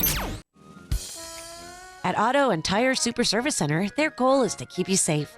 And right now, when you buy your tires from them, you'll receive free road hazard protection, free tire rotation for life, free interest for 6 months, and a free oil change.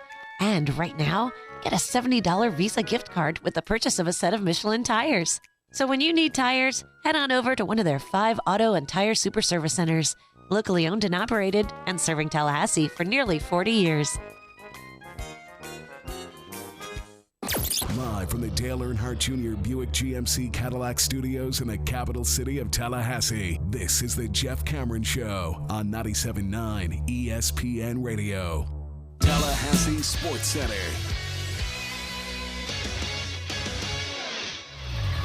I'm Tom Lang. Fresh off of taking 2 of 3 from a top 5 Clemson team over the weekend, Florida State baseball looks to continue its momentum tonight. The Noles take on the Stetson Hatters for a first pitch shortly after 6 p.m. Will Zierzow penciled in as the FSU starter, replacing midweek regular Andrew Cart. Florida State hopes the Bats stay hot as the lineup produced top to bottom against Clemson. Dylan Busby drove in 3 runs in each of the weekend's 3 games, and Matt Henderson raised his batting average by nearly 50 points, going 6 for 10 against Clemson pitching. Florida State's Dalvin Cook will be making the rounds in Bristol, Connecticut tomorrow, participating in his version of the ESPN Car Wash. Cook will appear on ESPN Radio's Mike and Mike, which you can hear right here live at 9:30 a.m. And the best of the playoffs tonight at 7 p.m. on NBC Sports. It's the Washington Capitals and Toronto Maple Leafs, and in the NBA playoffs at 10:30, it's Golden State and Portland. That's on TNT. Live from the Dale Earnhardt Jr. Buick GMC Cadillac Studios in the capital city of Tallahassee, this is the Jeff Cameron Show on 97.9 ESPN Radio.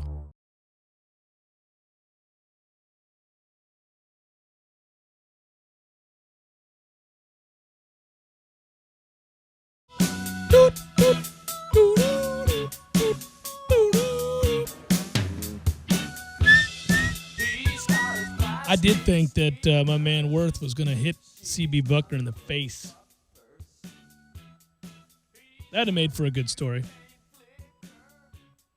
That sense of injustice, by the way, that is a tough one. I can handle, I would think, if I were a player professionally in any sport, when missteps happen, when an official blows a call in football, I don't know, I'm understanding of that. I mean, the game is played at such a speed and level of ferocity, and it's speed and violence, and it's hard to get a real good handle, especially on stuff in the trenches, to get a real good handle on what the hell just happened. And when guys miss that, and it looks bad in replay, when you watch a replay and you see something as glaring, when they call a chop and there's not a chop, or they miss a chop and a guy got taken out, it is, it's frustrating. You see that replay and you go, well, good God, man, come on. But I get it, because we've been there and we've saw it. We went to those ACC meetings, and Doug Rhodes showed us that video of what it's like to be on the field at field level and the speed of the game in college, let alone the pros. And the pros, by the way, they're crafty. And they're really good. They're not just really good at being, football players in terms of being fast and smart in the way that they execute the plays and all. They're good at getting away with the violations that allow them an edge over their competitors. I mean, offensive linemen know how to hold without it being holding. NFL linemen know how to get away with a lot of things. And that's kind of the war in the trenches that's a lot of fun to spend a lot of time on if you don't care about the two teams. I'll watch offensive and defensive line, just the nastiness that goes on there. And officials have to decide, because there's a penalty on every play. I'm going to let this slide because this is the nature of what these guys are going to do. They're going to get in there, and it's going to be not for the faint of heart. But there are certain things that you just can't. You have to move on. One thing I've always wondered is if you're taught as a defensive lineman that if you're being held and you've got a clear line, but it's almost like the player is directly to your right, it's like perpendicular to you and they're holding you up. If there's a position coach who teaches that you flail up in the air and you fall down. No. It works. It works. It can. It can. You'll get a reputation real quick. It's also bitch made. And it's just, these guys will chop down. They'll do anything to exact vengeance and violence back, but they'll immediately make it known to an official. They might occasionally turn in such a way. Yeah, they'll turn in such a way that allows their uniform to stretch where you can see they're getting held violently. But officials, I get that. In basketball, well, everything's borderline, just about. I mean, we've talked about time and again, they've got a credibility problem to begin with. I mean, just because stars get countless calls and block charge is a really hard call, but I also think if going up for a block is really hard. Do you get the hand? Do you get the forearm? Do you get the ball? Sure. I mean, at that point, sound kind of plays a role in it, but NBA arenas are pretty loud at times, so that's real hard to tell. Well, and you see guys get all ball and get called for fouls all the time because it's the angle the official sees the play at. It's very difficult. Now, what you're taught instead is to put yourself in a position, each official on the court, to put yourself in a position where you can better see that play. But there are going to be angles and there are going to be moments where, you can't get it right. And I understand that. And so what I guess my point would be this. When those things happen in those sports, hockey so fast, so violent, so quick, I get it.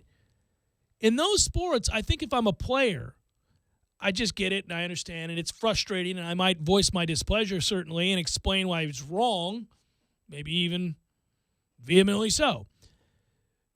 But the level of injustice does not elicit the rage that I think a baseball player feels when you get jobbed the way Jason Worth did last night by C.B. Buckner. Go watch the at-bat in which he's struck out on 6 pitches. None of the 6 pitches are strikes. None of them.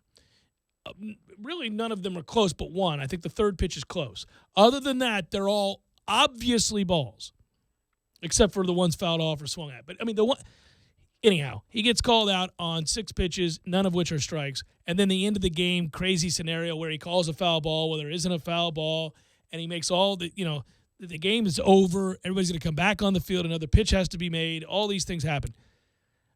I'm surprised more baseball players don't freak out, man. I would have a real hard time because you feel powerless. You feel like you are being cheated.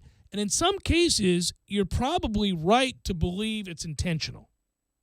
Oh, yeah, absolutely. But it's not in football. It's not in hockey. It's not in Florida State fans will tell you differently about ACC officials. But I disagree with that, too. I've thought that they've been horrible. I think they've missed calls. I think there are times when they assume that Miami and Florida State and other teams. Listen, we saw it's true that they miss calls and call more calls on the better teams. I think that subconsciously they feel bad for teams. And if you're the bigger, stronger, faster team, you never get the benefit of the doubt. So if Florida State's playing Duke and there's a hold, you're not going to get away with it because they already assume, rightfully so usually, that you're the bigger, stronger, faster team. But I don't think they go into the game going, remember, guys, we've got to screw Florida State today. I don't think that happens. But in baseball, because C.B. Buckner and Cowboy Joe West and Angel Hernandez and Hirschbeck and all these other guys fancy themselves as part of the storyline, as part of the game, as part of the attraction, and they also like to in many ways, exude toughness. They don't like anybody encroaching on their territory, telling them they're wrong, telling them their strike zone's off, telling them how to do their job. So much so that they become confrontational. When's the last time you saw an umpire just walk away from a player questioning a call, which is their job? If you take your mask off, you are now allowing for the engagement to intensify just by doing that act alone. If you now turn towards them and begin to yell back, you've escalated a situation. It's not your job. They wield all the authority, they wield all the power, and they use it across the board in a way that players feel, A, they're not held accountable for, B, they have no recourse. They'll be thrown out of the game and fined. And so they have to wear it. And I would imagine that would cause the kind of rage I'm referencing. Well, and think of the two, principals here. Buckner's been around for a long, long time. And been an ass for a long, long time. So is Jason Worth. He's been around for a long time. And he's not really notorious for arguing balls and strikes and getting rung. And to me, I think the problem is if Buckner we could just envision this, and being an avid fan of the sport. I mean, somebody who watches well over 100 games every year for the last 15, 16 years, every year. Buckner's the type of guy, like Joe West, like Angel Hernandez, that I'll bet if you show him the video evidence or the Quest Tech data or whatever they call it now, pitch effects, they deny it. They deny that it was a ball. Your computer's wrong. They're that type of arrogant. Oh, you hear them all the time say, well, they don't pick up exactly That's where what I'm saying. Yeah, they do it all the time. There's no room for that. Those guys have to go. Those guys who ignore empirical data, they can't be umpires. And those are the types of people that MLB runs out there year after year after year. Like nobody else in the world can perform this function. And I think that's where a lot of players get frustrated and things might boil over. Well, especially because, again, what you end up seeing are umpires that take the situation personally. And that's the thing I can't stand. And you go all the way back, Hirschbeck, Robbie Alomar. I bring up that thing all the time. Alomar certainly was, I mean, in many ways, scorned and besmirched and ripped for months on end, his reputation damaged. For spitting in Hirschbeck's face. But that story, it's deeper, and we've talked about it before. He's walking away from the play at the end of the strikeout. He is walking towards the dugout, mouthing his concern with those calls. Hirschbeck takes off his mask, yells something at him. He turns around, and when he does, he's called a name. A name that he knows, by the way, given that Alomar is of Latin descent, is going to enrage him. And you can find that story. I can't repeat it on the air what he says. But he's trying to elicit the furious response that he gets. He's trying to lure him into that. And when the confrontation occurs, admittedly, Alomar oversteps. He crosses a line that you can't cross. You can't spit in a guy's face, no matter how angry you are in that situation. And you can't say something else he said, which I won't bring up, in that situation. That was ridiculous, and Alomar deserved to be criticized for that. But the whole aspect of Hirschbeck inciting that kind of response, and that's not unique to Hirschbeck. Cowboy Joe West, those guys say things, do things all the time. Remember the Milton Bradley situation at first base? He ends up pulling a hamstring. He gets so mad. Mm-hmm. The first base umpire called him a piece of blank. That's documented. An umpire called him a POS. I'm a grown-ass man here. What are we doing? Now, I understand Milton Bradley had his problems, but that guy did that intentionally because he knew. You know who Milton Bradley's biggest advocate was? Peter Gammons. I always liked Milton Bradley. He had mental health problems, and I always felt for him. I mean, he literally did. Peter Gammons would always go out of his way to defend him. And at every juncture. You know, a lot of guys would, and the weirdest thing is he must have been, in a weird way, at the right time, a really good teammate. He certainly cared, but he did have mental health issues, and if he didn't take his medication, he would literally lose it, and you saw some crazy situations with him in which you couldn't defend him. Bag of balls. And the whole thing. But man, standing at first base after a hit, he's not even saying anything, and that umpire and he kind of say a couple things back and forth, and then the umpire just takes it to this other level. Well, I guess what we're getting to is that Major League Baseball has a problem there. They don't hold their umpires accountable, and the umpire union has too much power.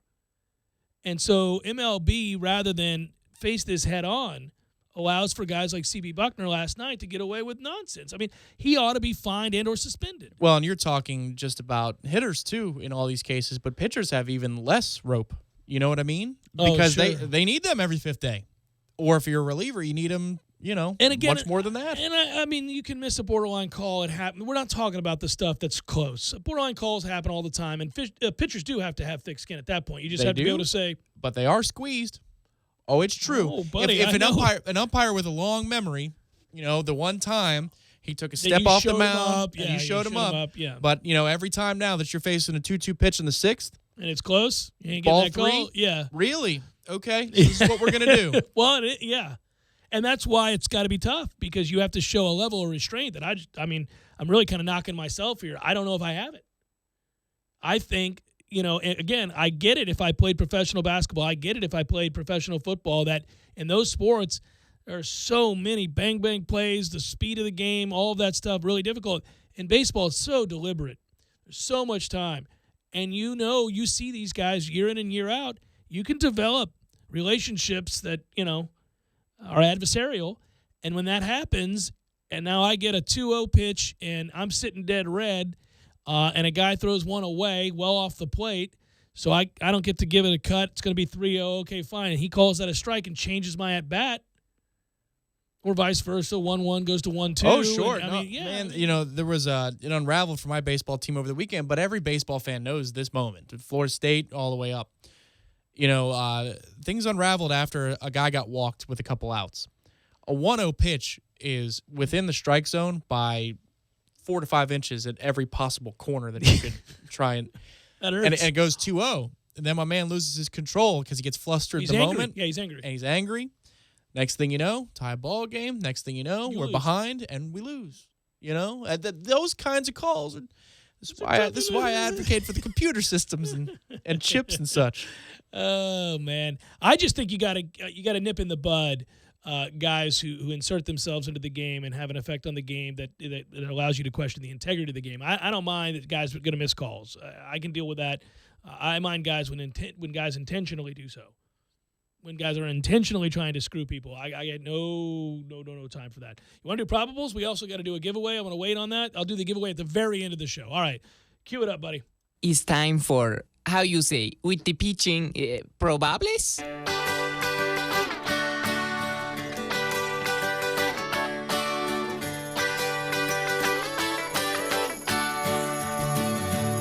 Well, it's all right. Seattle leads Miami 8-4, and the Brewers lead the Cubs. Cards already beat the Pirates 2-1. There's your day baseball, friends. Wow, you went with the day baseball scores. I got them out there pretty quickly. Some I didn't get to. White Sox, Yankees. Dylan Covey goes against Masahiro Tanaka tonight, Yankee Stadium. You know what I didn't get to? By the way, how about the Marlins choosing to pull Wai Chin last night in the 7th inning with a no-hitter? Well, they did it over the weekend, too. With, I can't remember the pitcher's name, but after 6 innings, he was at 90-some pitches, and they tried to get on Sunday, the by-committee no-hitter, and they lost it in the 8th. 100 pitches they pulled Chin.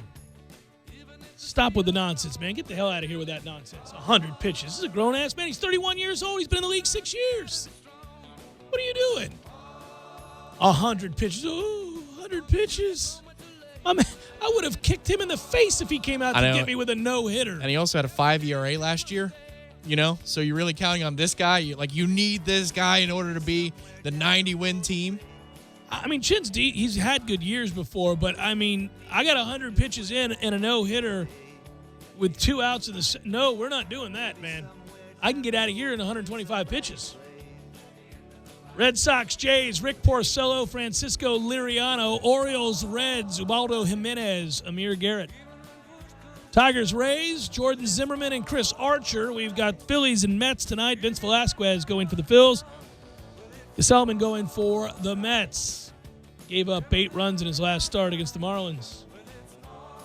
Good Lord, Gesellman. Nats, Braves, Joe Ross, Julio Teheran. That was the game we won. Angels, Astros, J.C. Ramirez, Dallas Keuchel. We've got Giants, Royals. Great matchup here. Madison Bumgarner and the perpetually flustered-looking Jason Vargas, but he's been very effective so far. Arizona Diamondbacks, also known as the D-backs. Zach Greinke goes for them. Padres will throw Chacin. Rockies, Dodgers, Tyler Anderson, Clayton Kershaw, and that is a look at those that shall reside on the bump. All right. Remember to live and live well. It's all right. Caller 3-523-3776. It is time for you to win Blink 182 tickets. Blink 182 tickets. Caller 3-523-3776. Who's going to join Blink 182, Tom? That would be the Naked and Famous and Waves. And that'll do it. That's it. Great job, Matthew. Great job, Tom Lang. Coming up next, I'm sure they'll do a great job, the guys from the front row. Be well, everybody. When you're in need of auto repairs, look no further than Nice Tire and Auto Service. Nice has been in business for 16 years with long-term, knowledgeable sales associates. They have the latest wheel balancing machine in the industry. And for passenger vehicles, they service AC, brakes, suspension, tune-ups, and much more. Never sit through a long wait. Nice Tire and Auto has 10 service bays to get you back on the road quickly. If you have tire problems, check out their large inventory with various Goodyear and Michelin tires. Nice Tire and Auto Service, 4792 Bluntstown Highway, 574-4100. You can tell a lot about a tractor by its warranty. That's why Mahindra makes the toughest tractors on earth. With steel, not plastic. Backed by the industry's best limited powertrain warranty, period. Not 5 years, not 6 years, but a full 7 years on select models. No wonder the other guys are green with envy. No money down, 0% interest, and no payments until July. Available at TNT Supercenter. I'm talking tough, like a state of mind. Tough, like a soldier on the front line. Tough when it gets rough, like my Ford truck. Always enough, I'm talking tough. Franklin Spring Creek Ford, the place to find your next truck in southern Georgia. I'm talking tough. Hey y'all, we're Chris and Preston from Low Cash. Head to Franklin Spring Creek Ford and see them about all of your vehicle needs.